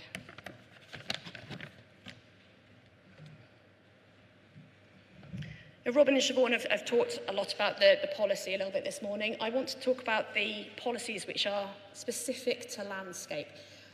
In my early days of planning, I once heard someone say, and it's really stuck with me, that making policy is a little bit like making sausages. You don't necessarily want to know what goes into making it.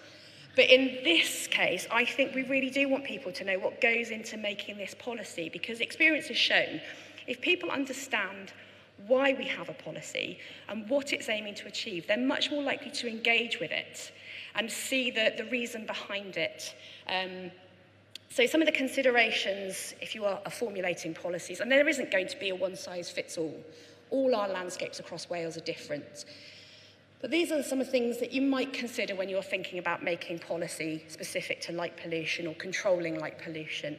So thinking about the natural and the historic landscape, thinking about the impact on the character and the setting and the special qualities of that designated landscape, even if dark skies is not a mentioned special quality, it's probably part of another special quality. Thinking about the dark wildlife movement corridors. You know, if you've got a species of wildlife that needs to move from one dark area to another dark area, but you've got a massive patch of bright light in the middle, they aren't going to make it from one to the other. That's going to impact on their breeding, it's going to impact on the way that they're able to live. So that's really an important consideration. Something we don't necessarily think about. We just think about the lighting at night when it comes on. But what about the impact of all that lighting apparatus on the daytime views? You know, great big street lighting, pylons going up, all these massive, great big floodlights. Those are going to have an impact on the daytime views as well as the nighttime views. Also, where it can't be avoided, and we can't always avoid it, we have to accept some places need to be lit. So is there mitigation that can take place? Can it be, if you can't do it there, can it be offset somewhere else to improve somewhere else? Lots of considerations. And very simply then, colour temperature. Just changing the colour temperature of the lighting that's already there can have a massive positive impact on that particular landscape. I suppose the ultimate consideration, Jill's already said, we can live in the dark. Does that development really need lighting to go ahead? Can it go ahead without lighting? And just to finish off, to talk about a little bit about landscape and visual impact assessments. I'm sure lots of you are very familiar with reviewing these when they come in with planning applications. It's very rare they come in for a nighttime assessment. So you'd only really need it if it was going to, the proposed development was going to have a big impact on the dark night skies. So where they're required, the assessor needs to think about, make a judgment on the value of the land. A designated landscape should be afforded the very highest value. They need to think about the susceptibility of the change. So that's susceptibility of the landscape itself, and then the people within the landscape, the receptors, the way people are experience the landscape and their visual amenity, the views that they have. They also need to then think about the sensitivity of that landscape to that change. They then need to look at the scale of the development, how long it's going to last, is it reversible, and that gives you the magnitude of change as well. And then we can come out with a value, a tangible assessment of whether you have a significant adverse effect on the landscape. Just make the point that the value of the landscape doesn't change between the day and the night. You've got a high value landscape and a designated landscape, that stays the same. But the way the people experience that in day and night will change, and that could change the sensitivity of that landscape at night time. So if you think a landscape and visual impact assessment is required at night time, it should be carried out by a suitably qualified professional. That's usually taken to mean a qualified landscape architect. And then it should be reviewed independently to see if you come to the same arrangements. So that's pretty much all I have to say. I would just like to take this opportunity, very naughtily, I think, just to say how much I've enjoyed working with everybody on the working group and what a pleasure it's been to work with such a group of professional people. And I, for one, am very, very proud of what we've produced. So thank you to everyone I've worked with.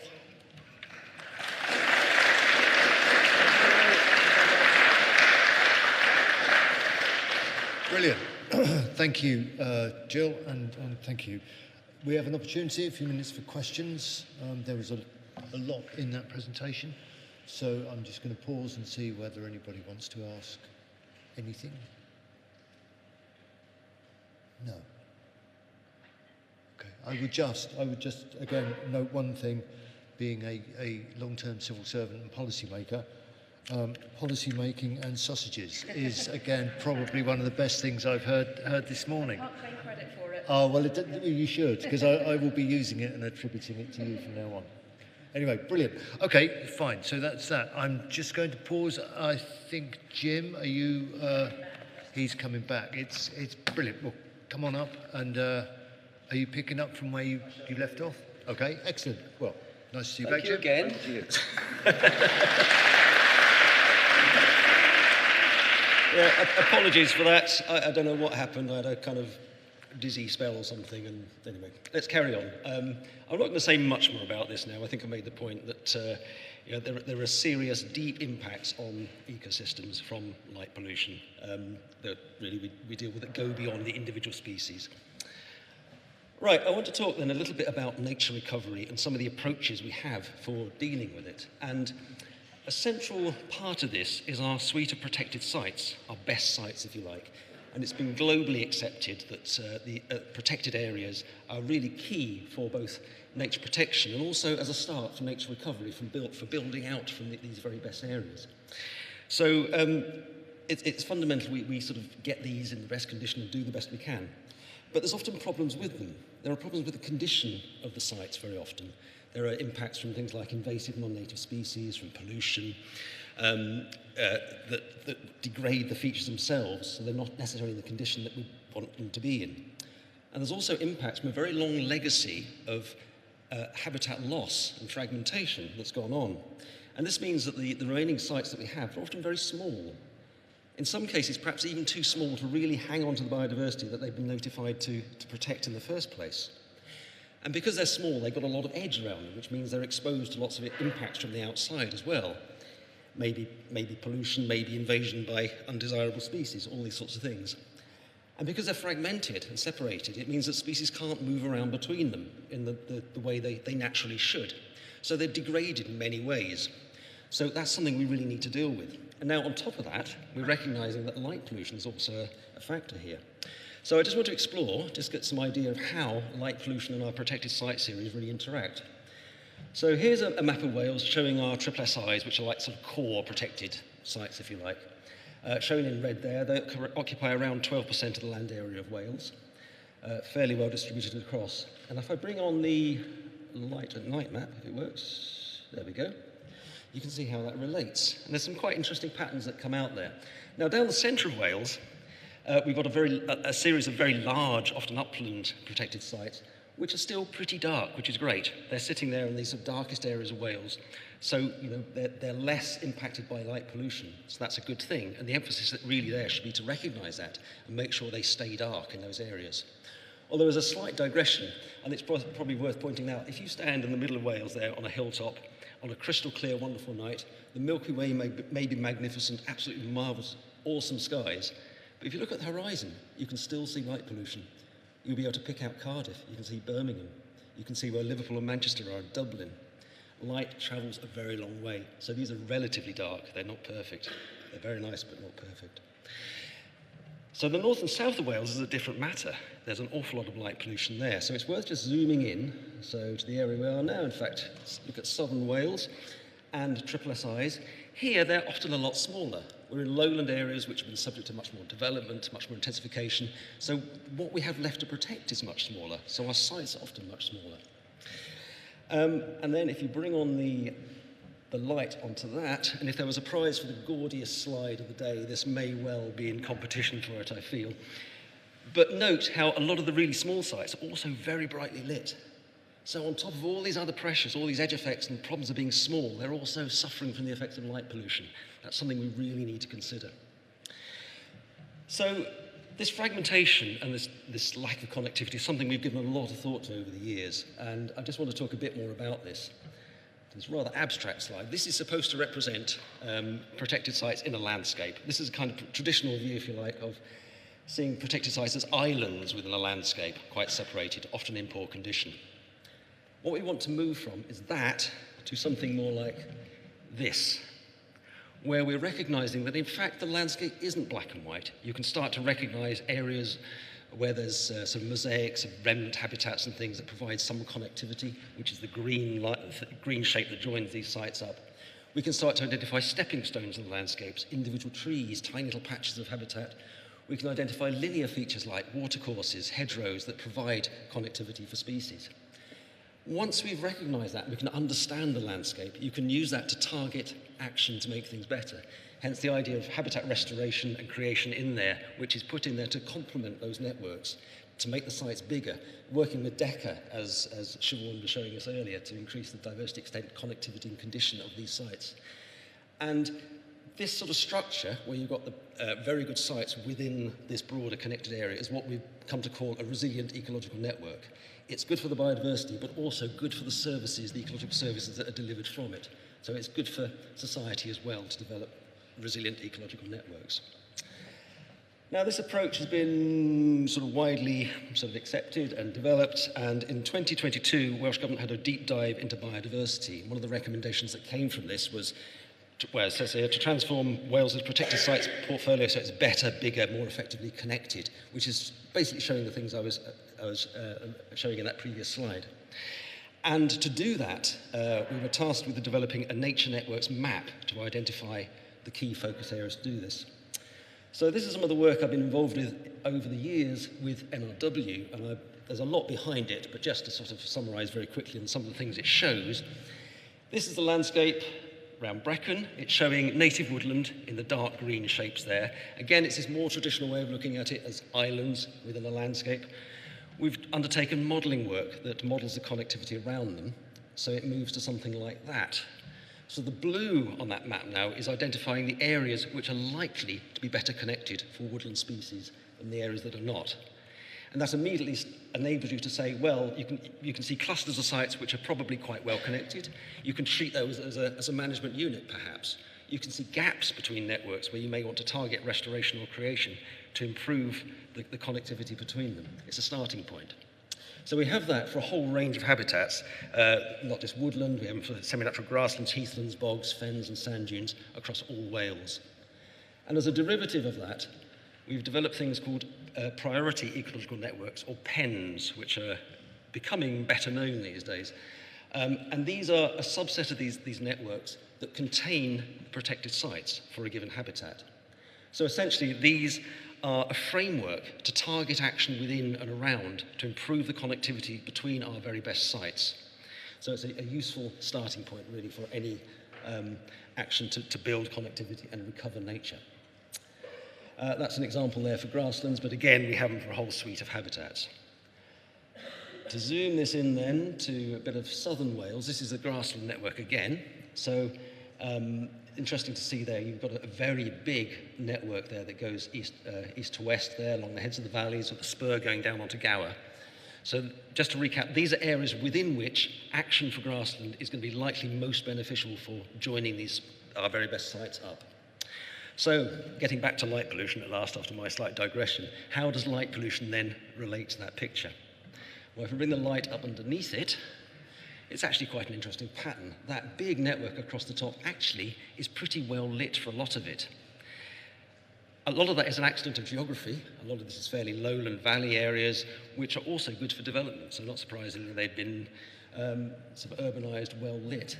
But it illustrates the problem here, that we know which areas are good for connectivity, but if they're also well lit, that is an issue that we do need to deal with.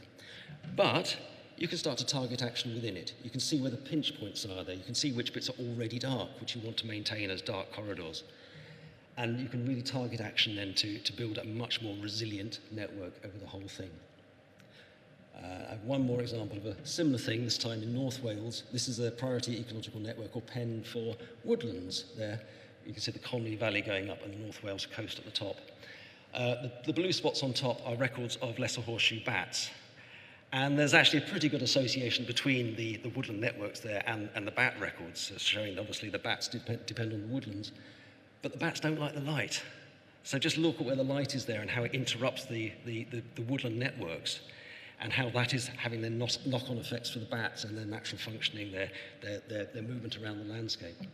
So again, it's helping us to understand the landscape, where the pinch points are, where we can target action to improve things for woodlands generally and their dependent species. So that's the final slide on that, and I'm just going to get to some concluding remarks then. So just to recap, it seems a very long time ago I was talking about it now, but light pollution has major effects on ecosystems in all sorts of very deep ways, affecting the timekeeping of nature, basically. It's a serious impact, quite different from many other impacts we have on our ecosystems. My second point is, actually it's not all bad news. Unlike things like chemical pollution or habitat fragmentation, where the legacy can last for decades, maybe centuries, before things really start to recover, with light, well, it's very corny, but at the flick of a switch, you can start to make a difference here. You can recover things very quickly.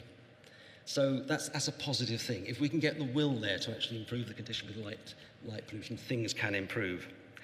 And the final point here, we can also target where action is important. We can understand the landscape. We can understand where our best sites are, where species movement areas are, where the networks are. And through that, we can target action quite well to really improve the situation. That's the final point. Now, this image I put in really just to make it pretty. It's a signpost over a little rather picturesque crossroads close to where I live. And I thought, well, actually, perhaps there's more than just a pretty picture. There's a bit of a message there. We are perhaps at a crossroads here, that we've got this new guidance. We can start to go in new directions here and actually make a difference. So there we are. I shall finish there at last. Diolch yn fawr. Thanks again for listening.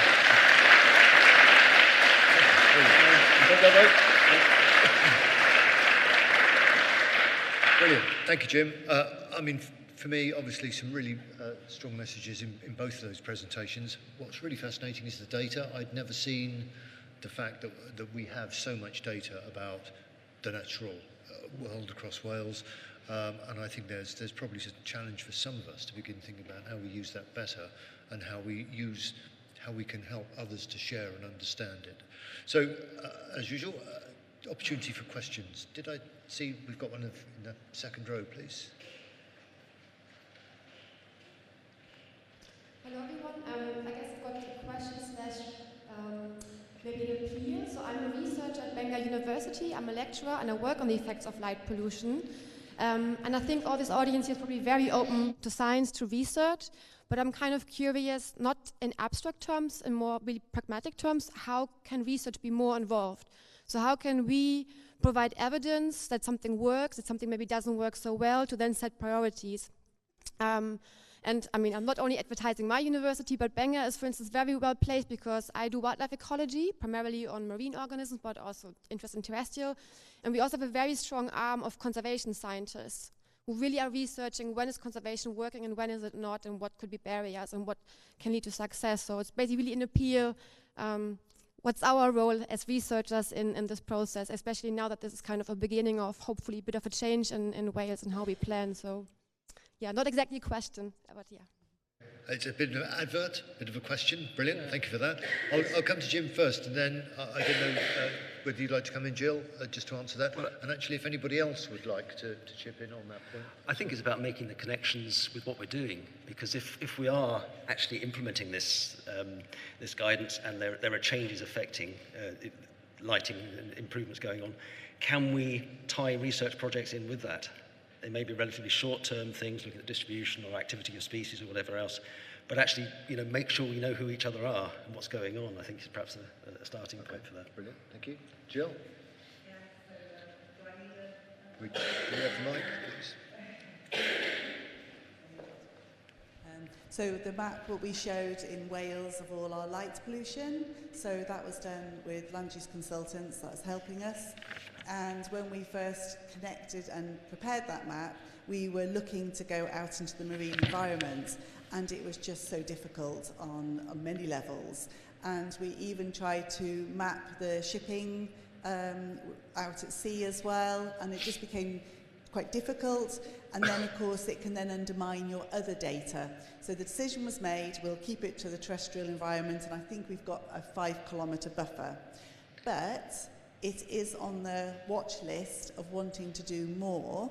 And colleagues in Natural Resources Wales, we've picked it up on a coastal monitoring group, and I can mention Jenny Oates to you and Nicola Rimington as 2 people. So I know that we would like to do more, and I would like to repeat the dark skies evidence, I think I've already mentioned this, in a few years' time. So very much either starting to do something before then. So it would be good to keep in contact, but absolutely, if anybody in the room has these sort of connections and thinking, our working group has worked because we've come together. So again, perhaps it's an opportunity to come together on other aspects as well, and hopefully this stimulates this thinking and connections between us to do more. Thank you. Me and Svenja have tried, haven't we? We keep coming against barriers. So I think some of the barriers is that the academic calendar is quite challenging sometimes, isn't it, to fit in with the work that we do. But I think it's really important that everything we do is science-led. So a lot of people who work as officers in national parks, we might not have a science background, or we might not know how to read that data and put it into practice. So I think that's something that would be really useful for us, is to see how we can put that into practice. But also who at the university we need to talk to. Do we have to fund these positions? That are the kind of questions that have come up. But we absolutely want to work with ecologists, conservationists in the universities. The other challenge is that not a lot of people want to work at night in Wales, which is really weird. Ecologists want to go to places like Costa Rica and look at sea turtles. But yeah, trying to get them encouraged to look at the biodiversity we have in Wales, I think that's something we really need to work together on. And yeah, we're here now, so hopefully we can find a way forward. Brilliant. Thank you, Danny. Jen, we'll go to the third row back, and then we'll come to you in the front row. I am Steve Ormond. I'm an academic who works across the road, but I'm also Deputy Chairman of Natural Resources Wales.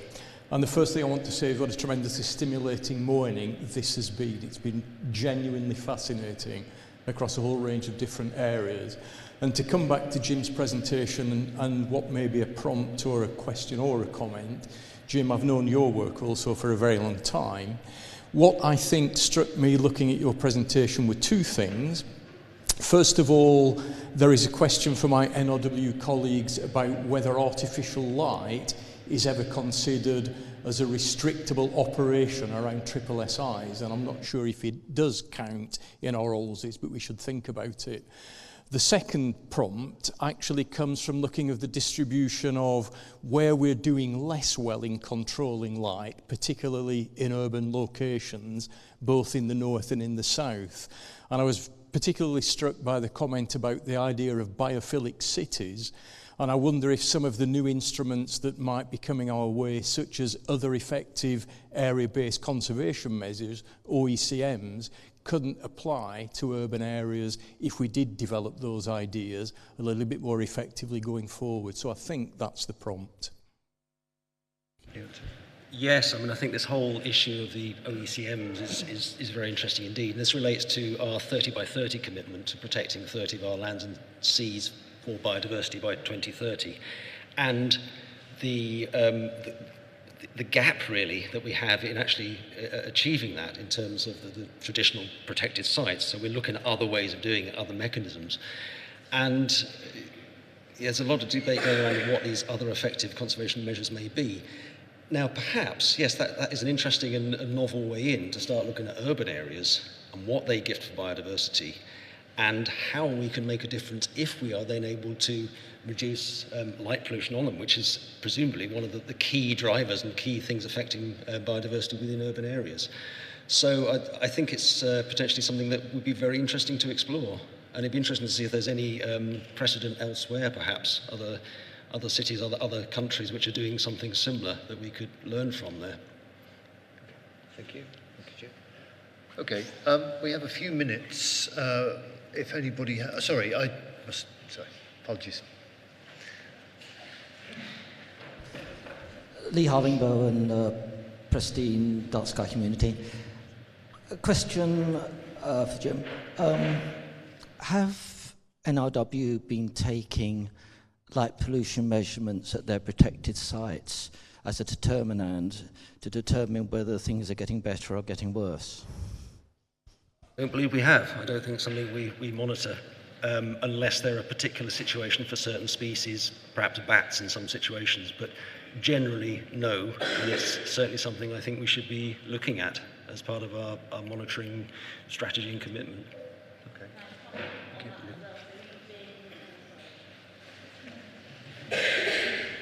So when we've been working with people like NRW to give, because we do monitor in the national park. So in the national park we do have, triple SIs, SACs. But what we've discovered is that we've been following Dark Sky International. So we are monitoring light pollution on clear, cloudless nights with no moon.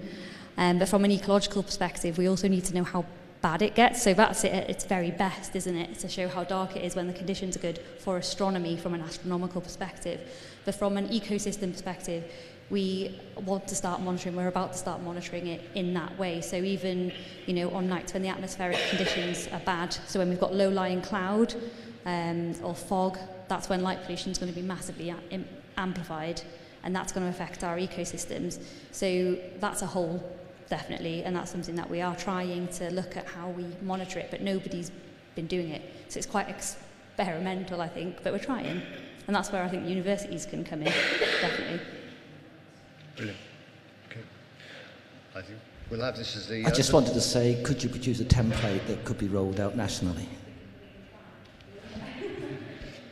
Brilliant. Okay. Thanks. Sorry, Jim, if you want a final comment. Just one more thing, actually, to mention. I should have mentioned in my presentation, the maps I showed of the different networks and things are all published and available on Data Map Wales, should anyone want them, and I can send links around, or if anyone wants to know more, get in touch, really. Okay, fantastic. Okay, thank you very much indeed, Jim.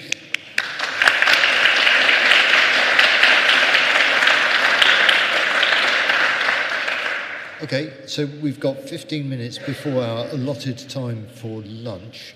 There are two things that I want to do before then, one of which is to just acknowledge that I think there was over 100 people who were on the YouTube channel earlier on, so I suppose I should say welcome to them and thank you for tuning in. I hope you'll all be here after lunch as well.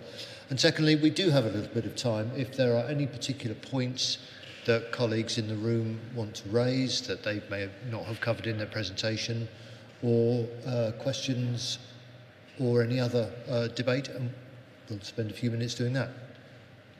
So, Pete, please.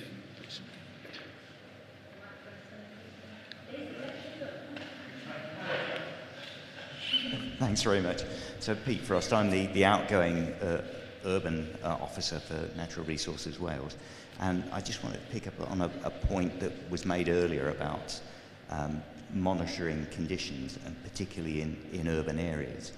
And there's the issue that we've got at the moment is, particularly if we're monitoring species in urban areas, the only thing our data really tells us is where there's an expert or an institution that likes to monitor a particular species.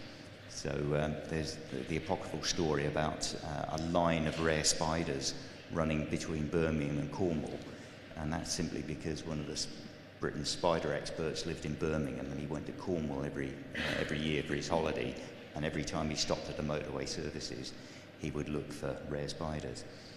But we have this amazing opportunity in that most schools stay in the same place for ages. I mean, my primary school has been there for over 100 years. I must confess I wasn't there when it opened. But if we could find a way to get every school in Wales as part of their regular curriculum to monitor just a handful of common species, and maybe light intensity, possibly also use a cheap air pollution monitor to measure 2.5 PM 2.5 particulate air pollution, we could suddenly start to build up an enormous data set, which we could then feed into Datamap Wales, which schools could then use to support lots of curriculum activities, everything from creative writing through to biology and mathematics. And we could then develop a data set that might go on for hundreds of years into the future. And wouldn't that be an amazing thing for researchers to use? And wouldn't that be able to tell us about how hopefully light pollution, particulate air pollution was dropping in urban areas and our biodiversity was increasing? So I'll just put that out there, and I'll get my coat. Thank you, Pete. Okay, fine, that's very interesting. And yes, sorry, go back.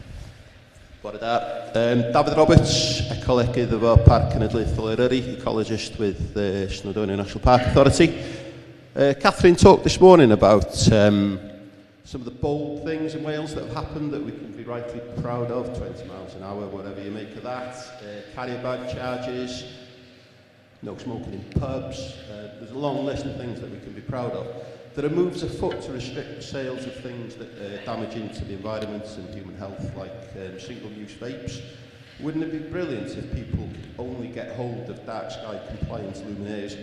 Why produce ones that are non-dark sky compliant when we've got so many choices now in terms of dark sky luminaires? And I just think we're somewhat missing the trick. We're working off the back foot, and I think we could work more efficiently if only dark sky luminaires were available moving forwards. Okay, thank you for that. I mean, I think we were saying earlier on that this is the beginning, and the challenge is to keep up the momentum, to pick up on ideas like this, and certainly from the point of view of Welsh Government, how do we begin to put some of those things into, for example, making regulations or the legislative process. I think, as I said, it's unlikely to happen overnight, but as I say, the challenge is, and we've got Siobhan here from planning, and a number of other colleagues who can keep that pressure on and keep the debate going. And in a year's time, if we wanted to look back and have another one of these meetings and think, well, okay, what does success look like? What do we think you have all, not me, but you have all achieved, and our local authority colleagues and our commercial partners who are designing and building things? I just think that would be a really good thing to do. It will also give us something to focus on, and something to focus on how we can justify the great work that's being done. But we'll maybe come back to that later. So I think, was there somebody with another question? Yes. Andrew Bissell from Ridge. I'm a lighting designer, so I totally get where you're coming from. Why have we got light fittings that are not dark sky friendly? And there's a number of things there. It's familiarity. People are quite used to a 500-watt floodlight above their back door or a lantern at their front door, and so they just go looking for the same thing as an LED. And so it comes down to education, and you're doing a great job. You're doing a fantastic job. And Gwen will talk later about a project we went to last week, the week before, in Bala, where they have taken on board what's been done as part of the SLSP project, and they've done more because they've been educated. So it's a huge, huge task, because we're talking about educating everybody. And as a lighting designer, nothing breaks my heart more than we design a job properly and it gets value engineered, or it gets tweaked, or it gets changed, and you arrive back there and you've just got a floodlight aiming halfway up into the night sky. I'd love to see certain light fittings banned. I'd love to see certain colour temperatures banned after a certain time at night. But I can't do that on my own. You can't do it on your own. We all need to do that collectively. It's very, very difficult. But education is the first part of that. And we're doing a great job. We just need to do a lot more of it. Brilliant, thank you. And I don't know how you know what the light above my back door looks like. My job for the weekend is to go out and find another one with some good advice. Okay, does anyone else? Yes. Yeah, David Shield from the Clwydyn Range and Dee Valley National Landscape. But I think, Andrew talked about education, and I think I've been really encouraged today to see that light and light pollution is becoming mainstream conservation. The real challenge that we've had in running sort of dark skies projects is that we're all from a conservation background. We know about grasslands, woodlands, heathlands, and it has been a real challenge to start talking about lumens and luxes, and we really need to understand all of this stuff, and we lean on people like Andrew to sort of try and define, you know, what we need to be doing. And I think NRW is full of grassland specialists and woodland specialists, and I think we need, if we're going to mainstream this as part of our nature recovery, we really need to understand some of the technical side of lighting and how to respond to it. So and that's kind of thinking outside the box, isn't it, that suddenly we start employing lighting engineers as part of our conservation teams. Thank you. I don't need a microphone. I've got two. Anybody else? Okay, so the time now is 5 to 1. That means we've got an extra 5 minutes of lunch, and lunch is in the foyer. So if we're all back here for 2 for another set of, I'm sure, equally fascinating presentations this afternoon, I will see you all then. Thank you.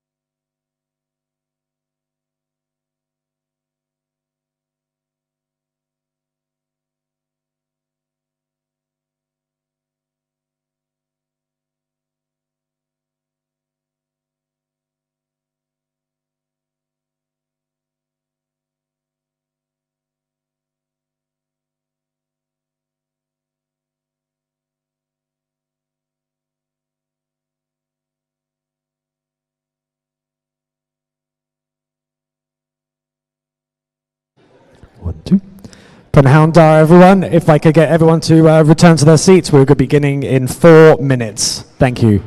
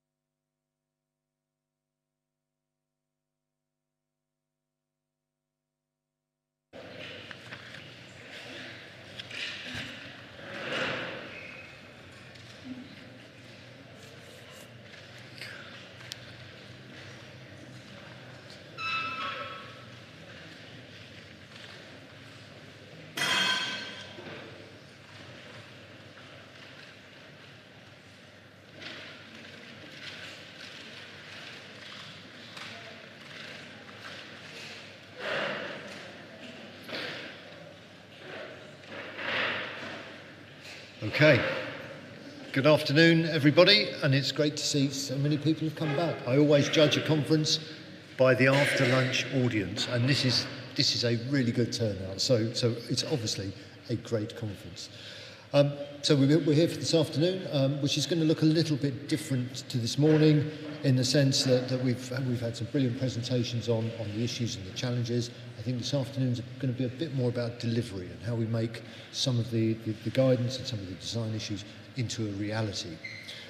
So we'll hear from colleagues from the Clwydian Range and Dee Valley Landscape about experiences in implementing sustainable lighting schemes, and give us some insights into what has made their work particularly impactful. And we'll hear from Andrew shortly about the technical, detailed understanding of the technical standards outlined in what we're trying to do. So we have until about 3 o'clock. I'm going to give you a bit of warning now. So at 3 o'clock we have the opportunity to have a bit of a discussion if people would like that. We don't have to. But as you go through, just have a think about whether there are any issues that have particularly piqued your interest during the day, or anything that you might like to challenge, or anything where, and this is a really difficult bit, where you might like to offer your support in taking this forward as we leave the conference later.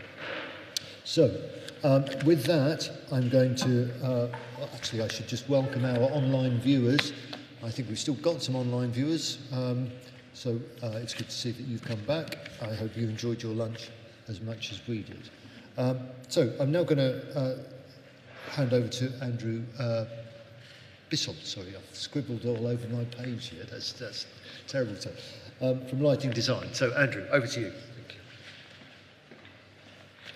Thank you much, Reginald.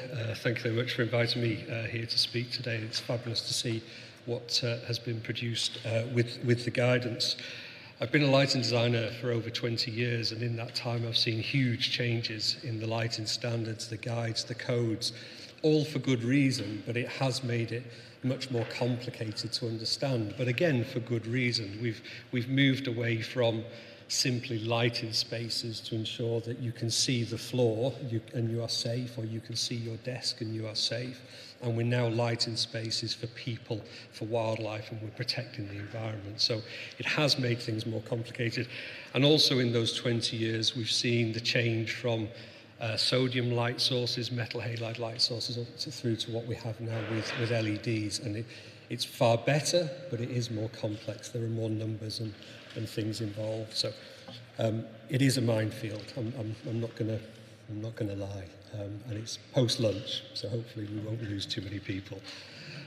About 12 years ago was the first time I was introduced to what you would describe as dark sky lighting. I was asked to look at a project, and the first thing I was asked to do was to take baseline measurements of how light and dark that particular site was, how many lumens were being emitted from the building, and what was actually happening on that site. And that building was being demolished, and a building 3 times larger was being installed. For good reason. It was a nature reserve area. They needed a bigger building for more people. But the new building had to emit less light into the night sky than the old building. But the new one was 3 times bigger with more glass. So it was a challenge, but it was a good challenge. And it changed my thinking about how I go about lighting design. And it's already been said, the right light at the right time in the right place today. That's a great strapline, and it's already been talked about cities, not just dark sky parks and dark sky reserves, and that's critical as well. And for me, it's about every light on every project has to protect or restore the pristine sky. We can't just look at dark sky parks. And as I said, that one project changed how I think. I look at this now for every project, whether somebody tells me it's a dark sky project or not. Here's a small list of standards and guides that we might look at if somebody comes to us and says, we have an outdoor lighting scheme, can you give us a scope of work and a fee to undertake this work? We might start looking at these and thinking which of these are relevant to this job. And as I say, that's a small list. We could probably double or potentially treble that list of guides and standards. So as I said before, it's really quite complicated. There's an awful lot to it. Lux levels, lumens, etc., etc. It's a complicated business. And added to that, and it's already been mentioned by others today, I think Danny mentioned it earlier, it's the indoor lighting that is now becoming just as critical, because we're getting really good at dealing with outdoor lighting and actually putting the right light up, putting the right colour temperature up. But the light through large windows in offices, in cities, is actually now the thing that causes the problem. So we have to also then include the indoor lighting guides, which doubles this list again. So it is complicated. And when I thought I've got 20 minutes, I thought this will be tricky. And it's post-lunch, this is going to be tricky. So what I thought I would do is actually talk about the process we go through and what we do at each stage of the process and how that has an impact. And it'd be great to hear back, but I think, and I'll say it at the end again, I think you ought to demand more from design teams and consultants. I think we have quite an easy ride at the moment when it comes to planning. Might not be thanked by my colleagues for saying that, but certainly for lighting, it's quite an easy ride at the moment. So I'll go through each of these stages. Hopefully people are familiar with the REBA work stages, but almost every project we go through these REBA work stages. Larger projects, each stage is much bigger, smaller projects smaller, and some projects might only do REBA 2, 3, 4, and 5. But anyway, we'll go through them and explain them. So what we prefer to do for REBA 2, which is your concept stage, and this happens to be a campus for a university, is identify the primary paths, identify where you're going to see most traffic, and set a standard for the lux level, the uniformity, the glare, what's going to happen on that path, how are we going to set a standard for that particular path. How do we then drop down to a secondary level of light for the secondary paths? How do we treat the public square? How do we treat the road? How do we treat the feature lighting? And we build up these maps, and they're very simple, they're very visual, most people can understand them, but we also produce a table that says, this is the standard we're going to meet, this is how we're going to control the lighting, and these are the numbers we're going to actually achieve when we're finished. We're not asked for that often, and by all means correct me if I'm wrong.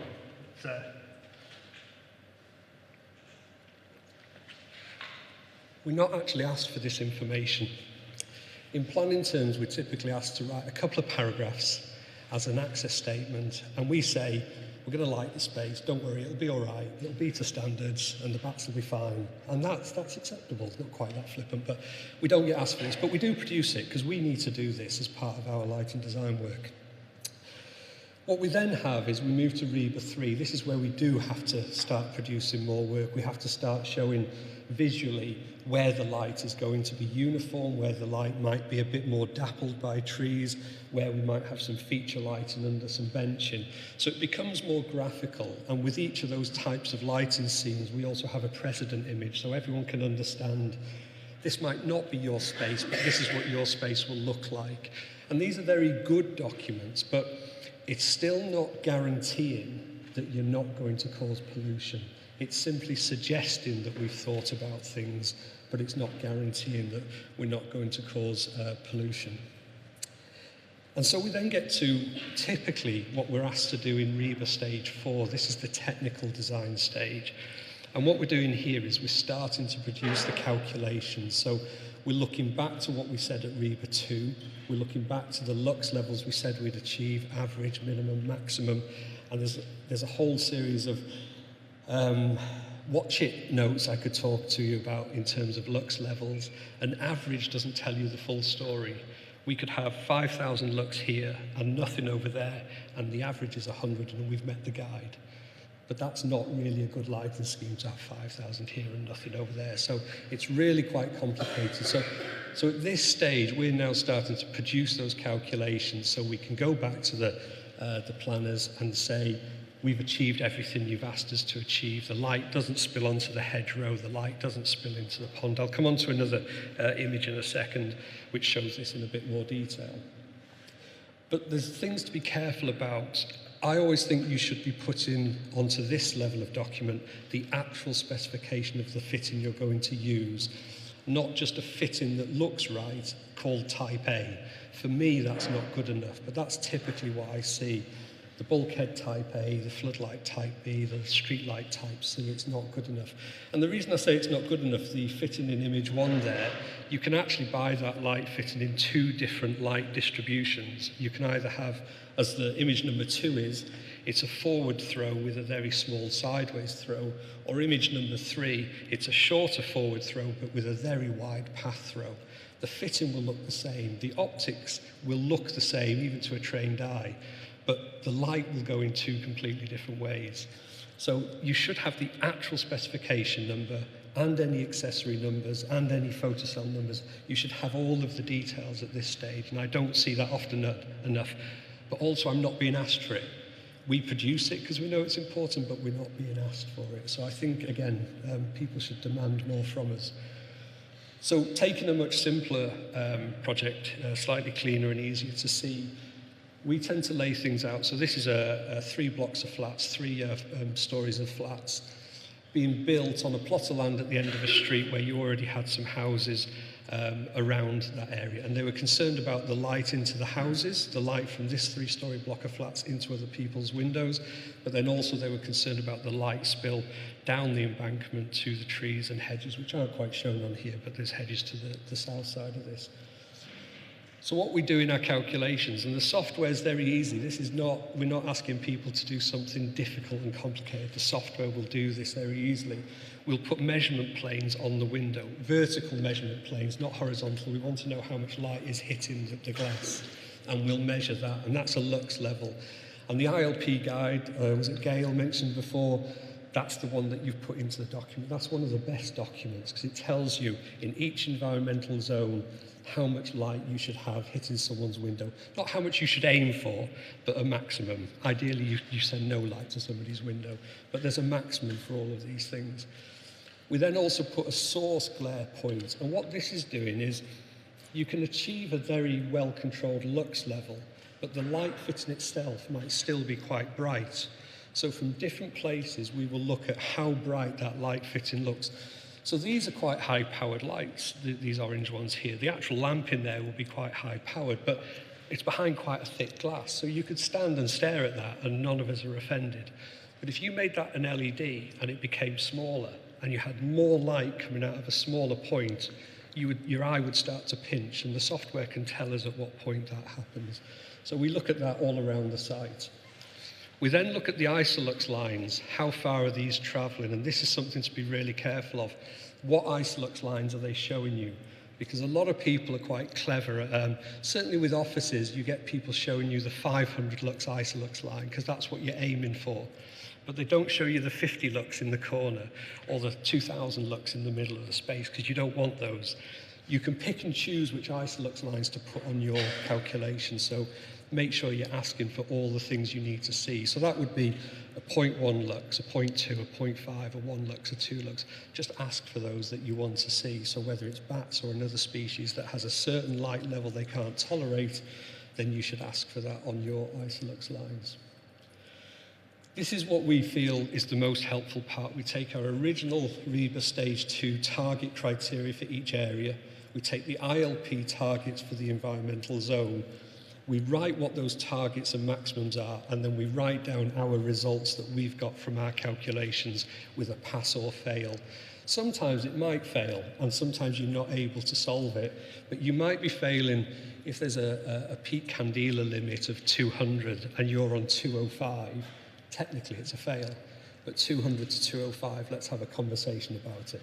But if it was 300 instead of 200, that's an issue. So generally we always aim to pass, because that's a whole lot easier to send someone a document that has a load of passes on it, but occasionally you do have to have a conversation.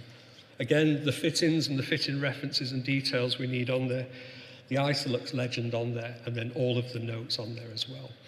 And what I found on some projects, unfortunately not enough projects, is we're now being asked for this at stage 3. And I think that's right. And I think for any dark sky project, we should be doing that for stage 3, not waiting for stage 4. You could argue, because we've got to do it anyway as part of our contract, you may as well do it at stage 3. The slight balance, I would say there, if you've got a large site, maybe you've got 10 buildings on a development, everything's new, and you phase the development, 3 buildings are going up as phase 1. If you do that calculation too soon, sometimes when the first 3 buildings go up, the developer changes their mind. And if they move a building or change a building, you're going to have to redo your calculation. So it's a balancing act, but I think for the types of projects we're talking about, this should become a phase 3, a stage 3 item. And then I mentioned working planes and calculation planes before, and this is also something that we produce a lot of. So you start to go from 2D lighting calculations to 3-dimensional lighting calculations. This happens to be a jetty over the Sandway down to a floating pontoon. They wanted to have the pontoon lit, and they wanted to have the actual jettyway lit as well so they could see. I'd like to just say this was not the final solution before you all jump on me about how much light is on the beach and how much light is on the water. But it was a really good example to show this is what we were asked for. Could you put one light here and lights either side of the jetty? We said, fine, this is what's happening. And what I've really got this on here for, there's 2 things. When you're sent a calculation, really interrogate it. Where is the working plane? Where is the calculation plane? And which way is it facing? I've got one project we're trying to support a client with to help them fix. Somebody had calculated that their building would not light the riverbank. And when you walk there, I had my back to the building, walking over the bridge, thinking I will turn around and look at the building. I didn't need to turn around and look at the building. I could see my shadow on the bridge. This building was so bright. We interrogated the calculation, and their calculation plane was facing away from the building, not towards the building. So they hadn't been measuring the amount of light that was truly going to arrive on the riverbank. So I would always ask for a diagram showing which way each calculation plane is going. The one at the top there, we've only been asked for that a couple of times, but as a calculation, it's been around probably for the best part of 10 years now. It's known as a 10-meter inverted calculation plane. And what you're doing is you're taking an imaginary ceiling above your site and you're making sure that it measures downwards, i.e. any light that goes up. And what it's capturing there is any direct light from a light source and also any reflected light from the ground as well. And this is where, and I mentioned, or I didn't mention, but I was going to mention on the REBA stage 0 to 2, you can deviate from the standards if you do so knowingly. So we did some work, and there was a lot of compressed sand as the footpaths. It was just compressed sand, it wasn't tarmac or anything. 10 lux onto black tarmac is very different to 10 lux on bright sand, on uncompressed sand. You only need 1 lux on sand to be able to see the same thing that you see 10 lux on black tarmac. So let's deviate and say the reason we've deviated. And what's great about this 10-meter inverted calculation plane is it will show you how much light is being reflected up. So if you have a light surface, this happened to be a very light grey skid vinyl on the pontoon, and of course the light is reflecting up. So for dark skies, I think it's critical to ask for that 10-meter inverted plane. And again, the software, it's dead easy to add it in and just do it. It's not a complex thing to do. And at that point, nobody comes back and checks what we've done. We submit this, and off we go. You might then have value engineering on that project, and the floodlight might look the same as the floodlight we specified, but the light might be going everywhere instead of where we said it should go.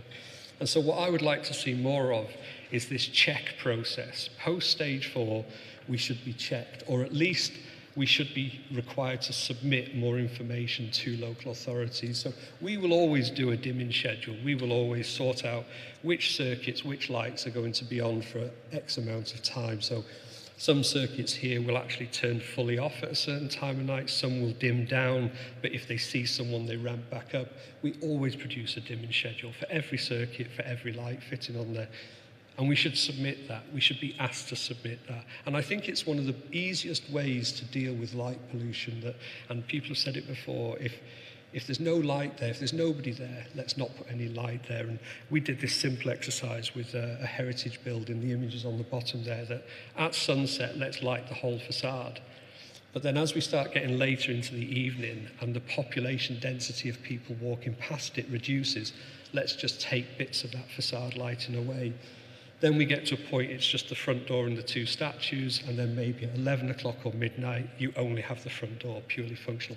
Dead easy to do, but we should be asked to demonstrate that, but we're not asked to demonstrate that currently. We can do what we like. And then finally, you've got to go back and check. If you don't measure, you don't know. It's that classic, if you don't measure, you don't know. So go back to site and take those measurements and make sure that if you thought there was going to be 6 lux of light average on the path, make sure you've got 6 lux of light average on the path. It is a little bit more complex than that because new light fittings give out more light than an old light fitting. I won't go into maintenance factors just here, but we know what they will be on day 1, what they will be on year 1, year 2.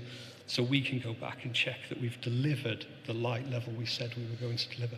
We've not over-delivered. Probably one of the only times you'll be thanked for not over-delivering, I think, is with dark skies. So go back and check. And it can be quite innocent things. It can just simply be sometimes that somebody's just moved something. They moved it out of the way. They needed to get the window cleaning cradle past the light fitting because nobody thought about it. They lifted it up and they never put it back. And it can be simple things, but you can solve most things. And we've done this on some of the projects. We've just had filters to change color temperatures if it was an existing light. It was a new light fitting, so it wasn't right to throw it away. So we just adjusted the color temperature with filters, but you've got to go back. And I think we should be submitting that as a final solution to the local authority, but we're never asked. You know, to be fair, they don't have the time to police it, but we should at least be asked to send it back. So in summary, really, I think the first thing is that we should agree the standards, agree what we're lighting at REBA 2, agree what we're not lighting, and agree where we deviated and why we've deviated. And in the lighting guides now, internally, and it will happen externally, you can have derogations now. So in internal lighting, you're supposed to make it easy, you're supposed to have 500 lux on someone's desk. If someone's old, you lift that up. If someone's quite far away from a window, you lift it higher. We have these deviations. I think we also will find ourselves with deviations with external lighting. If it's in a city centre, you might need 10 lux, but if you're in a dark sky area, 2 lux will be sufficient. So we need to agree what we're lighting, what we're not lighting, and the deviations, and everything else there as well. And I would say, if in doubt, just request a mock-up. It's the easiest thing, because you can calculate lighting to death, but actually your eye will tell you if you like it or not. Your eye will tell you if it's spilling light too far. You can go and stand. I'm terrible. Everywhere I walk, I'm looking where the shadow is. Which light is causing that shadow? And if you go to a site like this, you'll see if it's your light that's causing the problem or if it's someone else. So this was an area, this was a Sputty van. There were 3 street lights, just the classic big discs. All of that light was going to the river. None of it went to the road. So we changed one of the fittings where the light went to the road, not into the garden, not into the river. And a mock-up is so important. It also highlighted the fact that a little bit of light was reflecting off the stonework and kicking back into the window. So again, the mock-up was useful for that. It was better for the environment, not so good for that person. So we need to deal with that with a little shield. So there's a lot written there in summary, but I would summarise the summary by saying just demand more. I think we need to be pushed harder. Thank you.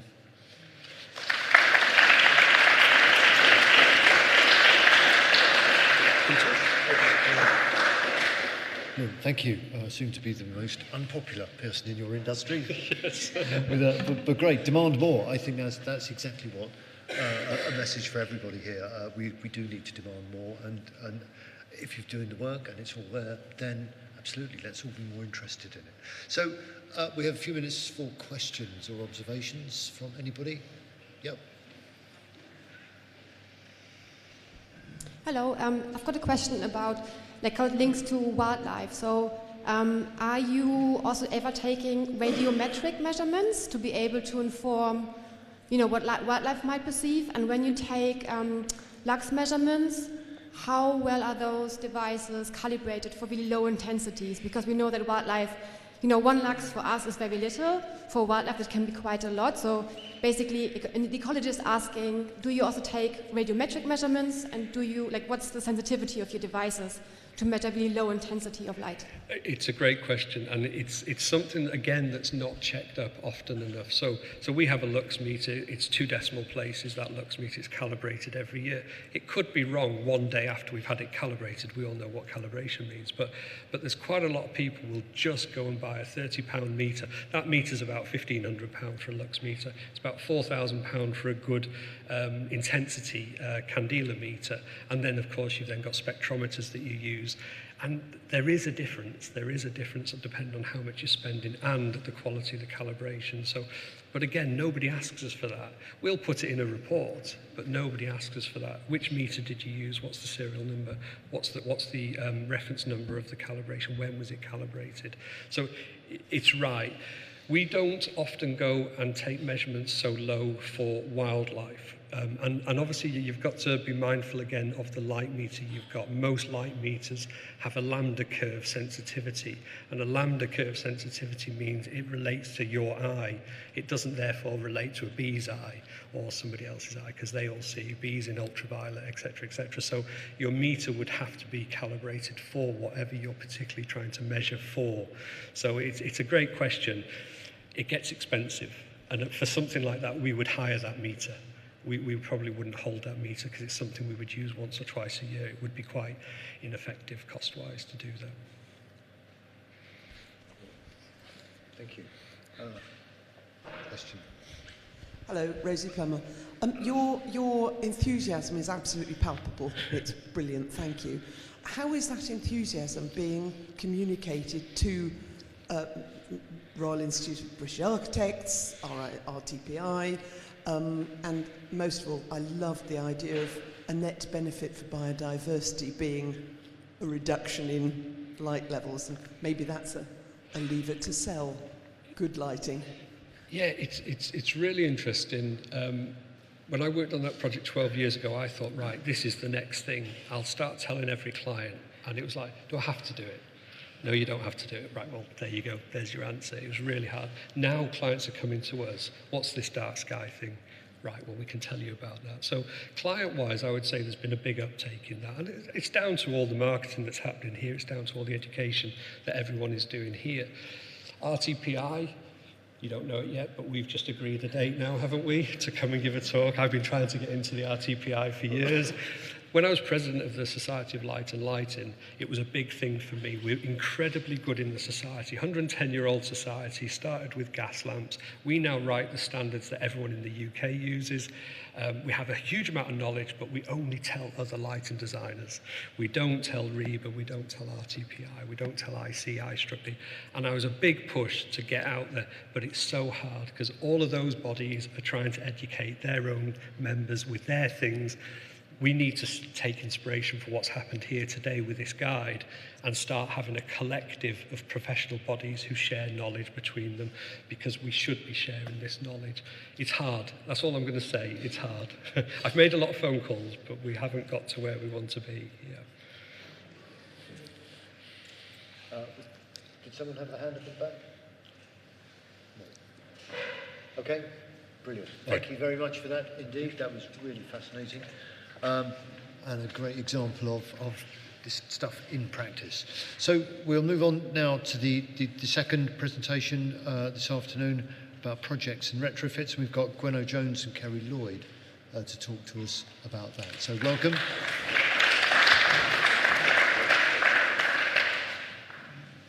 Diolch yn fawr. Thank you very much. It's really great to be able to share our project experience with you all today. So, dark skies, tranquility, it's been part of our work for a very, very long time as a designated landscape and all the other designated landscapes in the room. But I think for ourselves, we were really sort of enthused to do more when we were invited to the launch of Eryri, Parc Cenedlaethol Eryri's reserve status event. So back in 2015. Great events, and we thought, oh, wow, yeah, we could be doing more. There's so much more we can do with this. So our journey as the Clwydyn Range in Dee Valley, from that event, we went, right, what can we start doing? So we formulated a plan. We started to measure our own dark skies and what that meant to us. We did some branding. We did some load of public engagement. And we kept an open dialogue with our colleagues in North Wales, with Ynys Môn and Llŷn and Eryri. And we quickly felt like working together would be much stronger, so collaborative working. And we founded Partneriaeth North, so the Norse Partnership. And we pulled our resources together, got a bit of funding, and we were really, really lucky that we got to appoint our first dark sky officer in Danny Robertson. And I think we can all agree, I don't think we've seen a bigger champion for dark skies than Danny. Around the same time, sort of 2020, my colleague David Shield, alongside Pragatac Consulting, started to draft our supplementary planning guidance, which I know many of you are aware of. Even though we were doing really, really good things in terms of our public engagement, we were putting on walks and talks and events, we also recognised that, you know, in order to have a real impact, we needed this guidance, we needed policy, and we also needed it in terms of our ambitions for any sort of recognition from Dark Sky International. And the work that we were doing as well also got us recognised, not only in North Wales, but with our partners across Wales. So the Gower in particular were really interested in what we were doing when we were writing as part of our SPG, and that opened up wider conversations.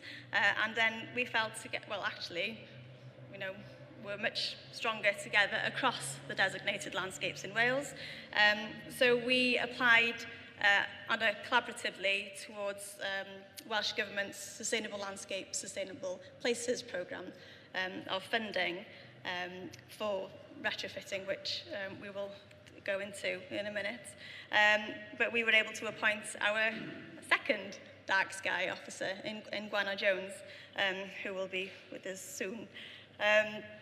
And yeah, we undertook a whole load of retrofitting work, but we also felt, going back to when we were writing the supplementary planning guidance and having conversations with our lighting engineers and different local authorities, that we really needed to get our own house in order, really, in terms of what we were saying, what we were trying to sell as a concept. Therefore, we used part of the Welsh Government funding, the capital funding, and to get our own house in order. So the chosen location for us was Loggerheads Country Park. For those who don't know, it's a bit of a sort of HQ for the Clwydian Range and Dee Valley up in North East Wales. High footfall, lots of visitors. We hold events there, evening events, daytime events. Footfall, public rights of way. It's a triple SI, it's an SAC. So it really was a really good place for us to really showcase the potential that we had in terms of retrofitting our lights. So this shows you what the lights looked like before. Big lights, big glare, very bright. And it did, you can see from the image, it also created lots of shadows as well. And we knew the park, access 24 hours, people walking through. We knew that people didn't always feel safe in this environment. So we looked at the lights and we really wanted to change them to ecology-friendly lighting. And here's an image of the lighting post-retrofitting. And as you can see, much softer, the right lights in the right place and at the right time, because these are on timers as well. So there's no one around. These lights will switch off. If it's not needed, then they will switch off, and just side by side. So it's a really good example, and this really successful project for ourselves really gave us the confidence really to lead on the collaboration project under the banner of Tirweddau Cymru, Landscapes Wales. So it's the partnership of the 8 designated landscapes in Wales coming together. As I mentioned before, the funding for the retrofitting has come from Sustainable Landscapes, Sustainable Places. We've been able to employ Gwenno, and it really is a bit of a forum for us to share best practice, share resources, and really working together to deliver great things for Dark Skies. So I'll let Gwenno come up now and she can take you through some of the retrofitting projects across Wales.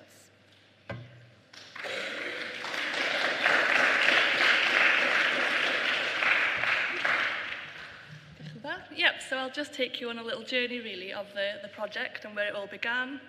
It's quite an exciting, it would help, wouldn't it? Yeah, so although we had some case studies in the bag, we had some examples, we had an idea of what dark sky lighting was, but we were definitely not lighting experts. So before we could get started properly, we had to engage and procure a lighting engineer company to work with us to carry out the retrofitting projects across Wales. So at the start of 2023, Ridge won the competitive tender and were commissioned to work with us on this project. So the first stage of the project was to identify the light polluters across all the areas.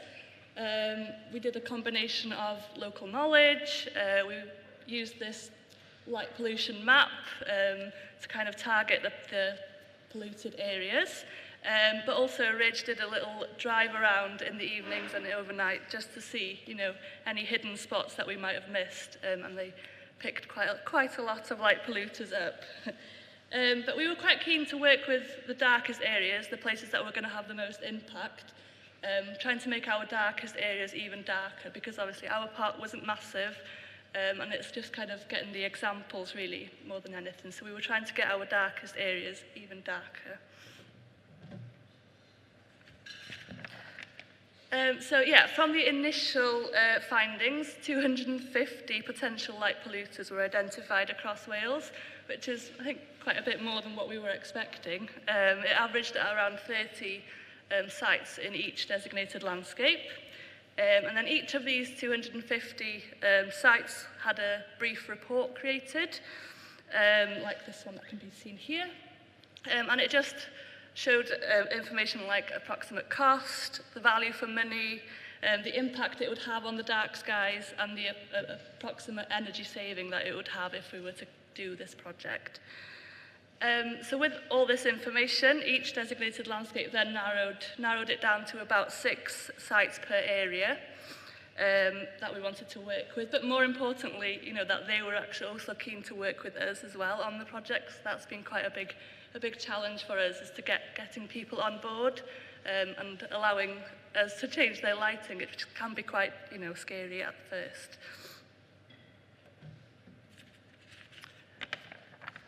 Yeah, so once these sites were identified, we went back out onto sites and to do a more detailed, fully costed concept design for each of the sites, with each building broken down into like what lights needed changing and for what. So you can see an example here. So all the uplighters are changed with downlighters. I'll show you some more examples later. But we did a total of 50 detailed reports, which was quite a lot of work. So then with these concept designs, we were then able to reach out to local electricians to tender for the work. And then so a tender form was attached to every single concept design to make sure that all the costings were there and nothing was being missed out. We were quite keen to use local electricians, local to the sites where they were, so we have used loads of electricians across Wales, which has been good for them as well. And then these detailed concept designs were also used by some community groups to apply for other source of grant funding, like wind farm projects, which I'll come on to later on.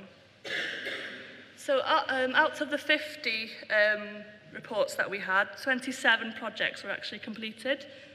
Some projects fell through just because of the sites that didn't want to be part of the project anymore, and then we also didn't have enough funding to do them all. So, but I think the 27 was quite a good number.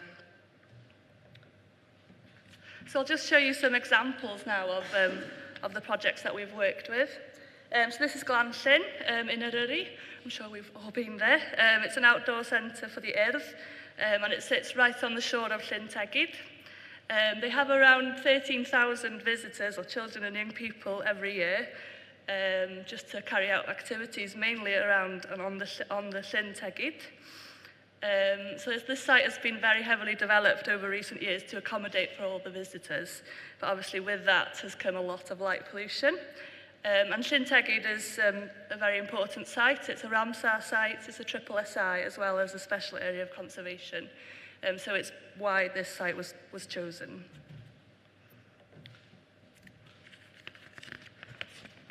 So yeah, 102 light fittings we changed at Glanllyn, which was quite a lot. But I'm going to show you now some photos just to show some before and afters. And the impact that the lights have had is unbelievable, you know. And the level of lighting on the ground is the same, but it's just there's no glare. You know, you're only lighting up where we need to light up, which has been really good. And we've had nothing but positive comments from them, so it's been amazing. So you can see, like, the old lights, they were really glary, creating quite a lot of sky glow. But the atmosphere there is much nicer with the new lighting. It's a much more comfortable environment to be in of an evening. And they were quite keen to have, although we do push for like sensors, they were quite keen to have them on all night just because of the nature of the site and with people around 24/7. So this is just an aerial before and after. So you can see on the before, there's so much sky glow that the roofs of the buildings are actually lit up. And in the after photos, they're completely dark. So it just shows that the lighting is all going downwards and it's all at ground level and it's not coming up at all, which is exactly what we want. Yes, and I think we were there last week, and they were saying that, oh, we've noticed that we've got quite a lot of internal lighting spilling out, and they're going to buy blinds now to stop that happening, which is great. It's what we want to happen, isn't it? So the next example I've got is Penclawdd Community Centre. It's just on the Gower. It's quite an old building. It had quite unique light fittings. It's another challenge that we've come across is actually getting light fittings that look right on some of our old Welsh buildings. So Andrew has been working with manufacturers to create new light fittings, so they've been specially made for this project to kind of fit in. Because this one on the right here, they seem to be everywhere in Pembrokeshire and quite a lot in Eryri as well. And we just couldn't find a dark sky alternative for them. So this light at the bottom here is the new light that's been created. The main difference is the shield around the bottom, and the glass is clear as well. So it just allows the light to go directly down onto the ground. So all these projects have been, they've saved carbon and electricity, so it's all good. So this is Penclouth again, community centre. I think the biggest impact here is the lighting in the car park. You can kind of see on the left there, how glary the old lighting were. It's made a massive difference, but the level of lights on the ground has stayed the same. So we've worked as well with the visitor centre in Banna Brycheiniog.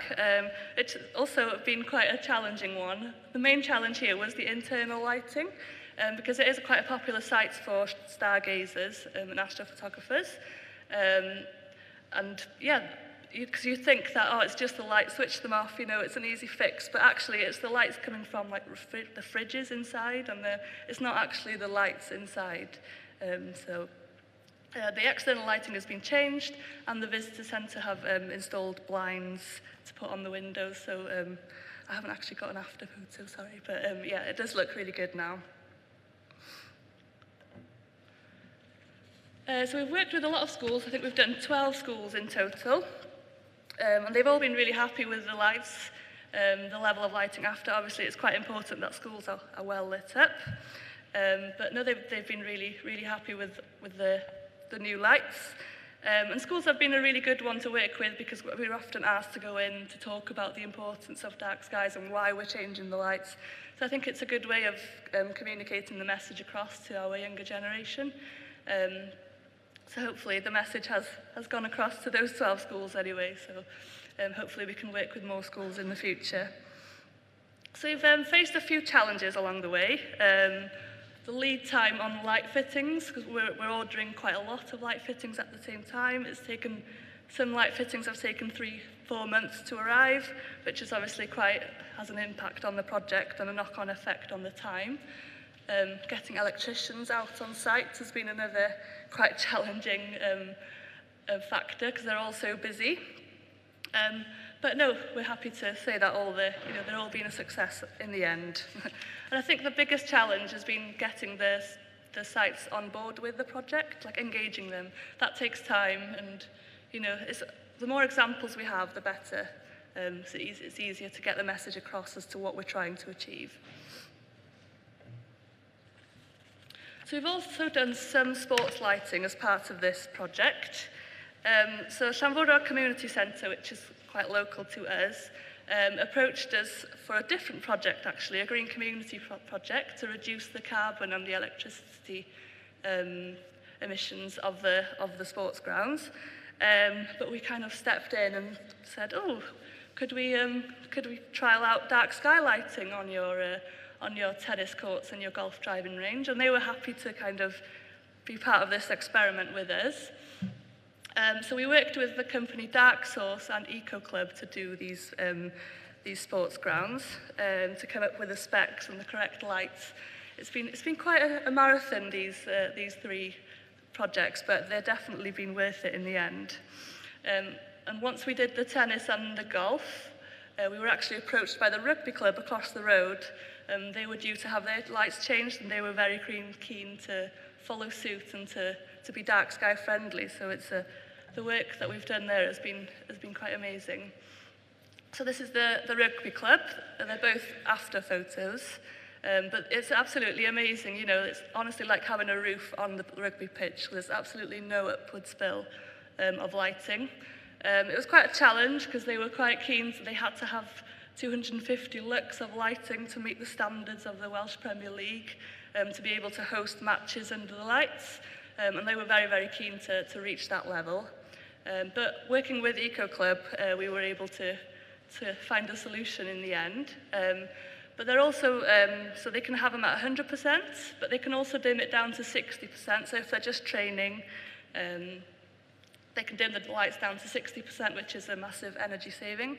And they can also dim it down to a further 10% when they're just warming up or when they're just chatting at the end of their training session. So it's, you know, they're making a massive carbon and energy saving as well as reducing light pollution, which is great. So the tennis courts, we had a few challenges with the tennis courts as well. The main one was we had quite concerned tennis players that thought that the colour of the lights would be the same colour as the ball and they wouldn't be able to see the ball. But they quite soon realised that this wasn't the case. So with the tennis courts, there were 6 courts in total. We did a trial on the first court just to make sure that they were happy with it. We had to make a few tweaks because as far as we're aware, I think this is the first sports ground in Wales to have dark sky friendly lighting. So it was all a bit of a trial and error. But we did find a solution in the end.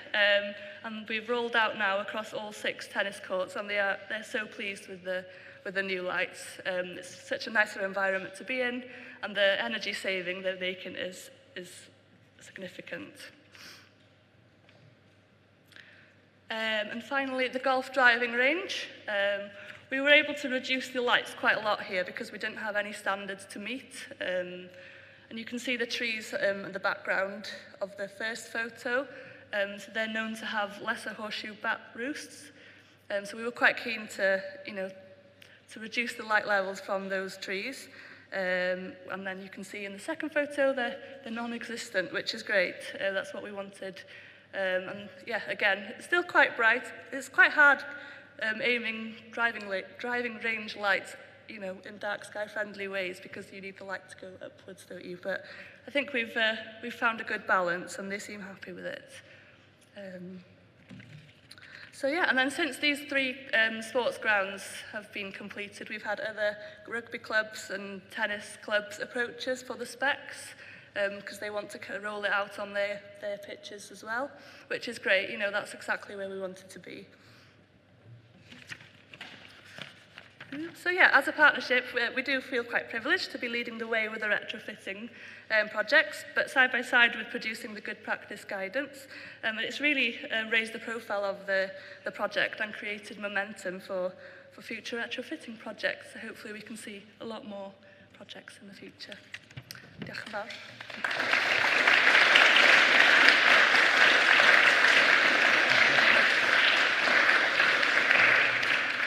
Brilliant.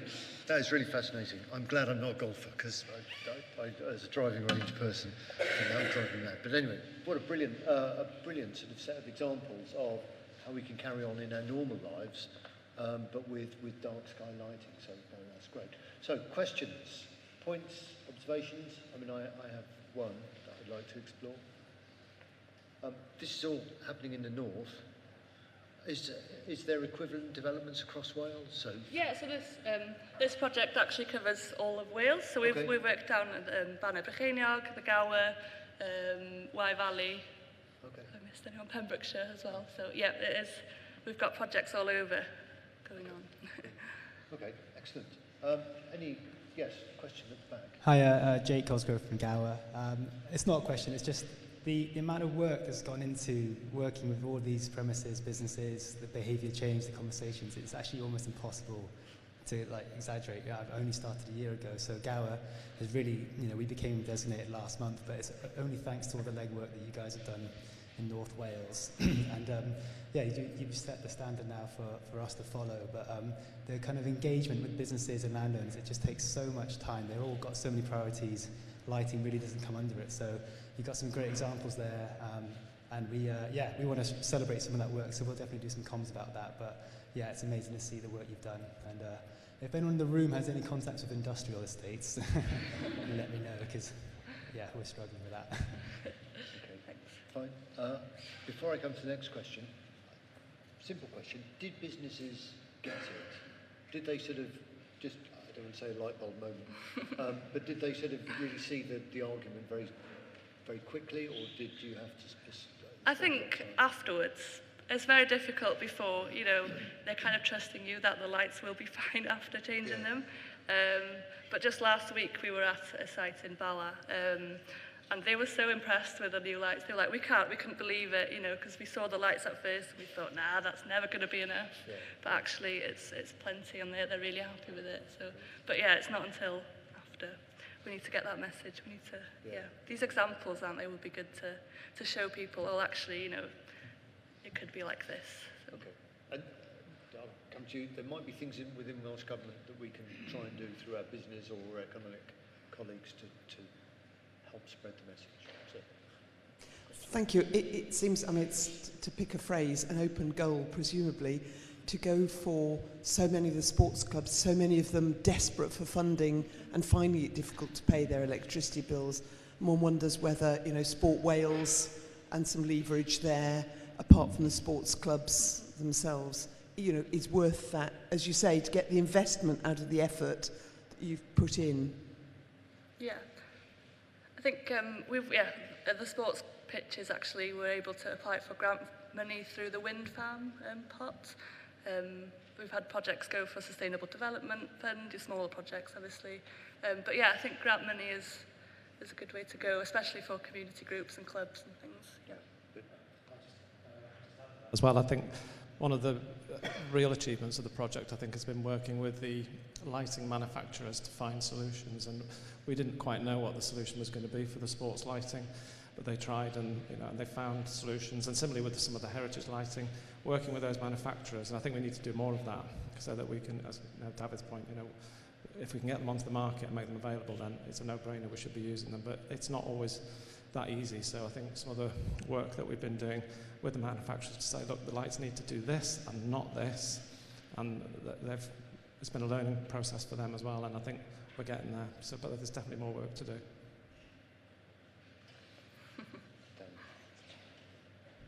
I just wanted to make a comment that this SLSP fund that Gwenno and Kerry have been mainly leading on, this was between all 8 designated landscapes, and I think that's the first time a project's been run across 8 landscapes in Wales, which is an amazing achievement, and it just goes to show that collaborative working does work, and this could be used as a blueprint for lots of other projects as well, where we know what works in North Wales, we've trialled it in North Wales, and to be able to roll that out and be so successful in a relatively short amount of time, I think it shows how much hard work's been put in by the project, and also, it's so nice that they had faith in us at the beginning, and it's actually paid off, thanks to Gwenno and Kerry and everyone else playing their part around the different designated landscapes as well. Because I don't think it's been done before. So. Brilliant. Thank you. Hi there, Lee Harlan-Bowen again. Is there anybody here from Powys County Council? No? No, it's a shame, really, because talking about retrofitting, Powys County Council have pledged to replace all of the streetlights in all of the towns in Powys with 2,200 Kelvin streetlights by 2030. So that's going all the way from Welsh Ball all the way down to Ostrgudlice. And I think that's going to be a significant improvement in the lighting for the county. Thank you for that comment. Passing this along here. There's a couple of things. Manufacturers will respond to demand. And there's a manufacturer got in touch with me the other day. We used them on the first phase in Anglesey to test that this was going to work. We haven't used them as much on the SLSP project, but the first manufacturers now come back and said coastal protection is now standard, 2,700 is now standard, because they can see there's a big order there. So they will respond to this kind of thing. If they see a potential for a big order, they'll make those subtle changes, and things that were bespoke will become standard. So this has probably helped hugely, particularly when all these case studies start becoming live and manufacturers see that. Once you get 3 or 4 manufacturers, obviously costs come down as well. So this is going to be good in terms of the next project and the project after. I just wanted to also pick up on, you talked about how the lighting was better at loggerheads, etc. a really important factor. We're talking about lighting a lot. We're talking about lumens and watts and beam angles and colour temperatures. The human eye is a critical part of this as well, and it's not to be forgotten.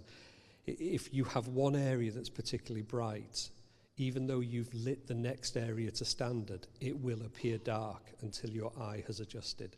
And as you get older, it takes your eye longer to adjust from a bright area to a dark area.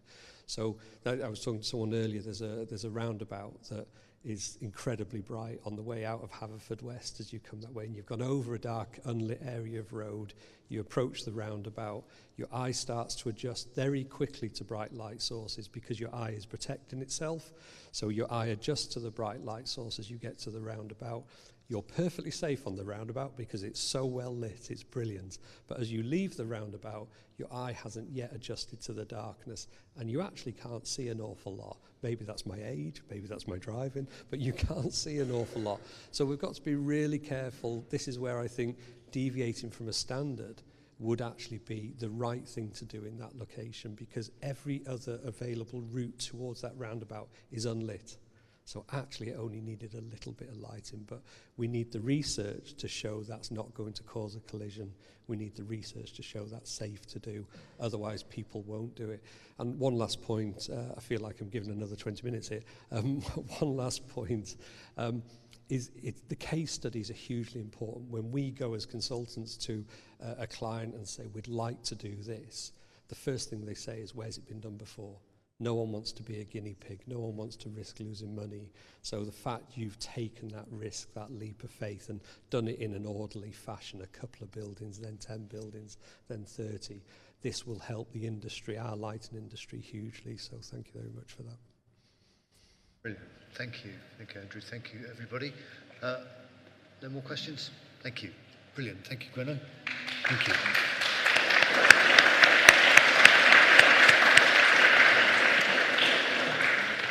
Okay, I think we said that at about 3 o'clock we'd have just a bit of time for a general conversation, or for any questions that people have sort of remembered that they would like to have asked presenters from earlier on in the day. So this is really a bit of time for you. If you have nothing you want to raise or no questions, then we can move on to the next item. But I'll just pause in case anybody does want to say something. Yes, sir. Yeah, I was just wondering how much of a role is there for glass that only allows light in through one direction? Yeah, because quite a few people have talked about the light coming out of buildings. There is glass available that only allows light through in one direction. I was wondering, Andrew, do you have a handle on how much extra expense is involved in, say, really sensitive areas, and whether that extra expense is justified, and whether there are any case studies? I think that there's a number of things to consider. There is a cost, but it is a cost. So you have to be careful about. You'd have to be careful about how much of that glass you used, where you used that. The one thing I would check, and particularly depending where you're going to use it, is how much of the daylighting it reduces coming into the space, because daylighting, as we know, is good for us. It sets our circadian clock. You know, we need that daylight at midday. I have seen some people putting quite a heavy film on their glass to stop the light going out. But the problem with doing that is on an overcast day, you've stopped the daylight coming in. You've created quite a poor quality internal environment. So I think we need to be really careful with glass specifications that we don't solve one problem and cause another one. It's all linked. Daylight and artificial light, they're the same thing. It's all linked. Yeah. I appreciate that does not help you at all. Yeah. Okay. Thank you. Question. Point to the back there.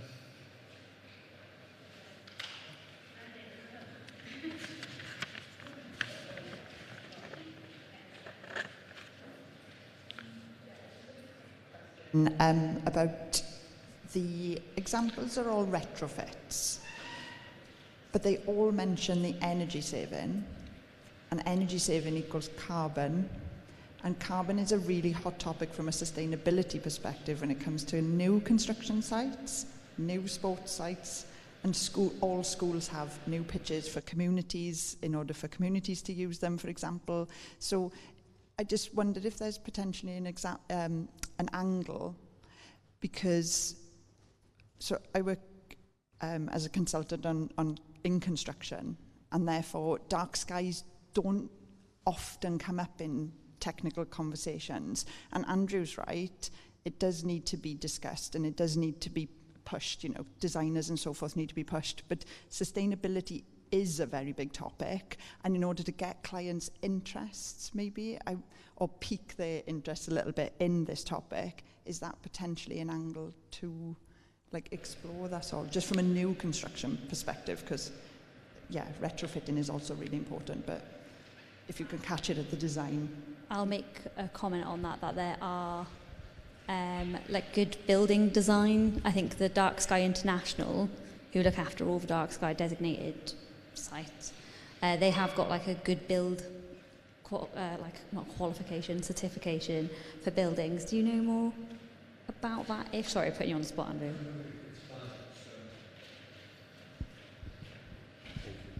So new buildings are slightly easier because you have BREEAM, you have LEED, you have WELL, you have all these SCAR standards. So most buildings are now being built to that standard, and within those criteria, those certification processes, light pollution is in there.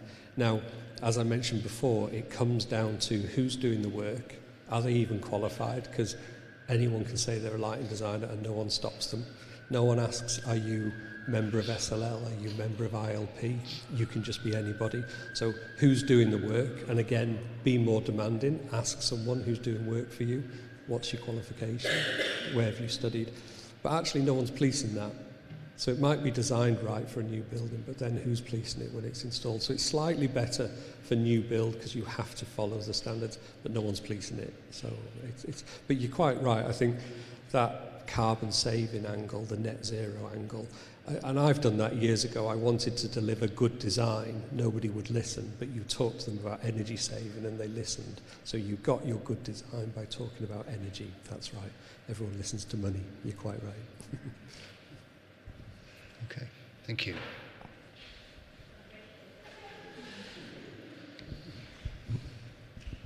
Just on the energy saving aspect, there is a risk with that, which has led to one of the increases in light pollution, and that the quest for energy saving has resulted in worse LEDs that then spread light further and further. So that's where we have to combine the design of the lighting rather than just focusing on energy saving, because you talk about energy saving, people can go out and buy bad lights for light pollution, but they save energy, and there's also quite a lot of work that's been done to show the rebound effect of that, of LEDs, and this quest for going, we've got these green lights, they're good for the planet, and actually we're seeing more and more light pollution come as a result of that. So unfortunately we can't just do that, this is good for carbon, because it will send people off in one direction, and that's why it's really vital that we have the guidance to make sure it's the right light. And I think that's really crucial when we're talking about this, is it's the right light that will deliver these things, but not necessarily focusing on the things that it's going to deliver, because it means that people might not necessarily follow the guidance.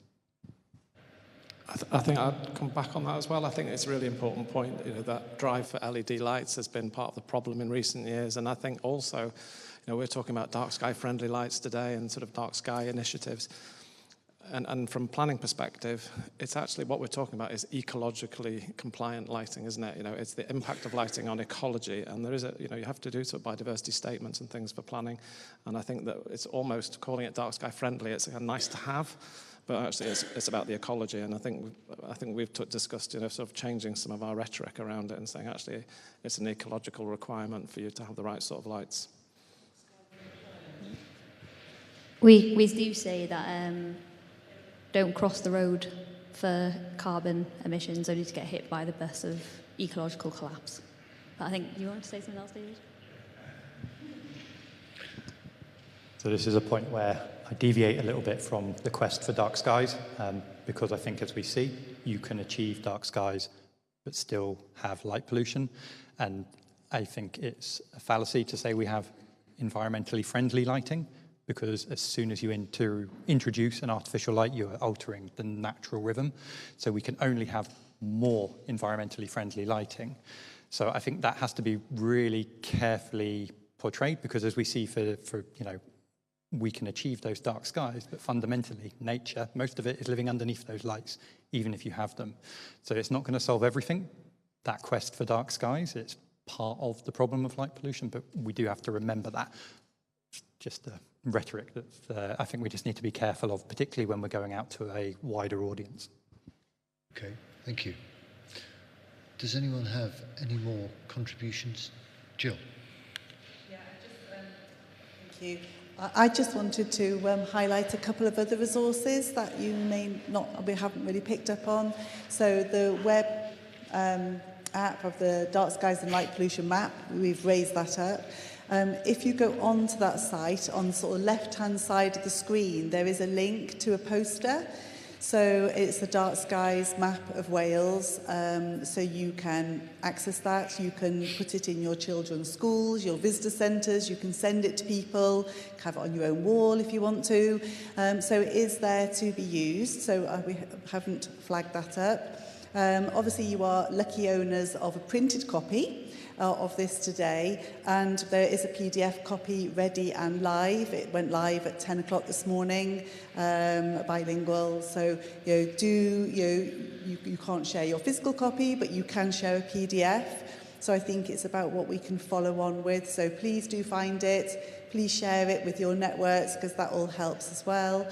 And then the last resource to point out is there's a QR code on the banners for a dark sky story map, and that's a really nice, visually attractive way into lots of these pieces of information and connected, and the Dark Skies guidance went live on that today as well. So do take these QR codes, and these are just other ways to communicate. And if anybody does want those visualizations that's up on the banners, then again, you can contact us, and very happy to share them. Let's make the most of the effort and costs into resources to do as good as we can. Brilliant. Thank you, Jill. I think if that sort of concludes our open session, we'll move on to the sort of ultimate, or the conclusion of today's conference, which is a video that we've got made by Ruskin Hartley, who's the Chief Executive Officer and Executive Director of Dark Sky International, the organisation that is responsible for designating dark skies. It's an organisation that's based in Arizona, USA, and I understand that we've been joined online, I think, by a number of people from that organisation. So they've obviously had to get up very early and have a whole day's worth of work to go now. So thank you for joining us, if you have, and have a nice day.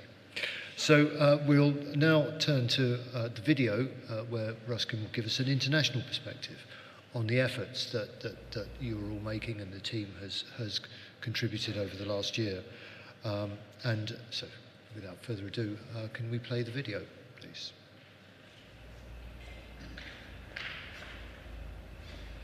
Hello, I'm Ruskin Hartley, CEO of Dark Sky International.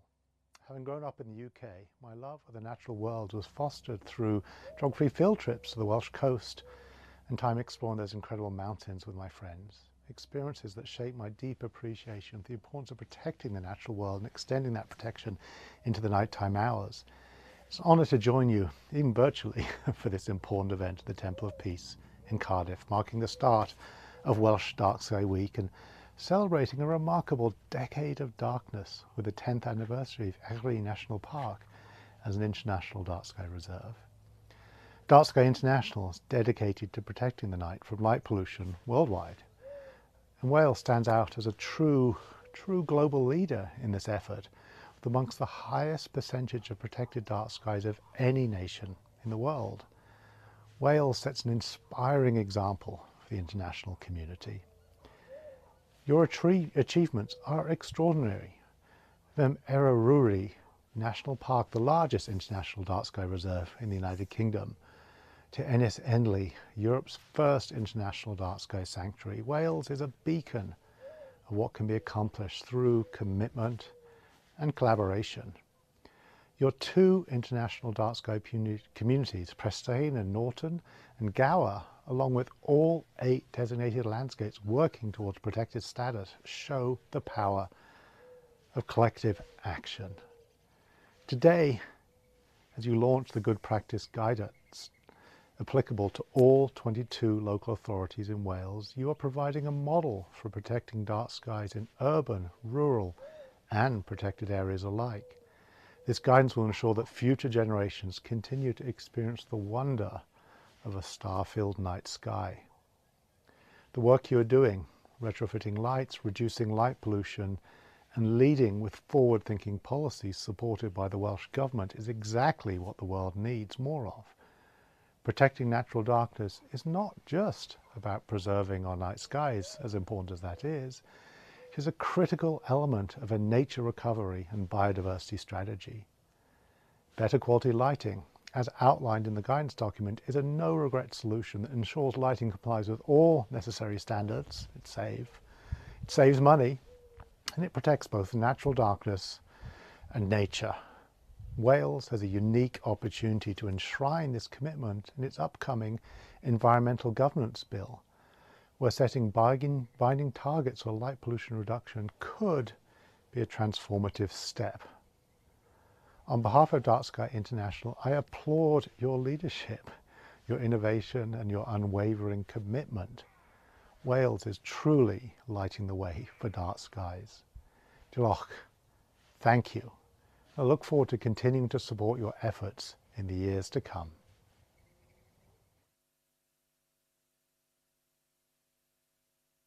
I'm never sure whether you should applaud a video or not, so apologies. But honestly, what a way to finish the day. And I think that what Ruskin was saying there has really encapsulated a lot of the discussion that we've had. It's certainly encapsulated a lot of the work.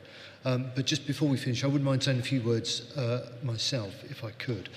First of all, I really do need to say thank you to all those who've been involved in putting this this event together. So the team that organised the event, the people who had stands, the AV people, obviously all of the brilliant speakers. Thank you for your contribution and input.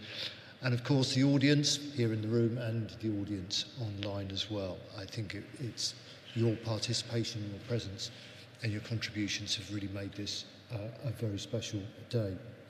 And on the day, I mean, what a journey we've had. We've been from light pollution to the planning system, via biodiversity. We've been from standards through to retrofit and covered all of these in great detail. And for me, as somebody who's relatively new to this, totally and utterly fascinating. I think also I'd like to go back to my first comment today. This is a launch of the guidance. It is kicking off the Dark Skies Week. It is also, I think, a celebration of all of the work that you've done, but also it's a reminder that this is just the beginning. We've had a number of comments today saying where are we going to go next, what's the government going to, what's Siobhan going to do next to sort the planning system out, for example. You know, this is just the start, and there is a tremendous responsibility on all of our shoulders to continue the momentum, to make sure this stays at the front of people's minds, to make sure that it's, for some of us, at the centre of our policy-making capacity, and also as ministers come and ministers go, you know, our job is to keep this in their sights at all times. So, having seen you all and met most of you, I'm really confident that this is a brilliant start, and there is the expertise and the commitment and the enthusiasm to make a real difference. So all I'm going to say is I'm not going to be afraid of the dark anymore. I'm going to embrace it. Thank you all for your time. It's been a great privilege and pleasure for me, and I hope you found it very useful. So thank you all.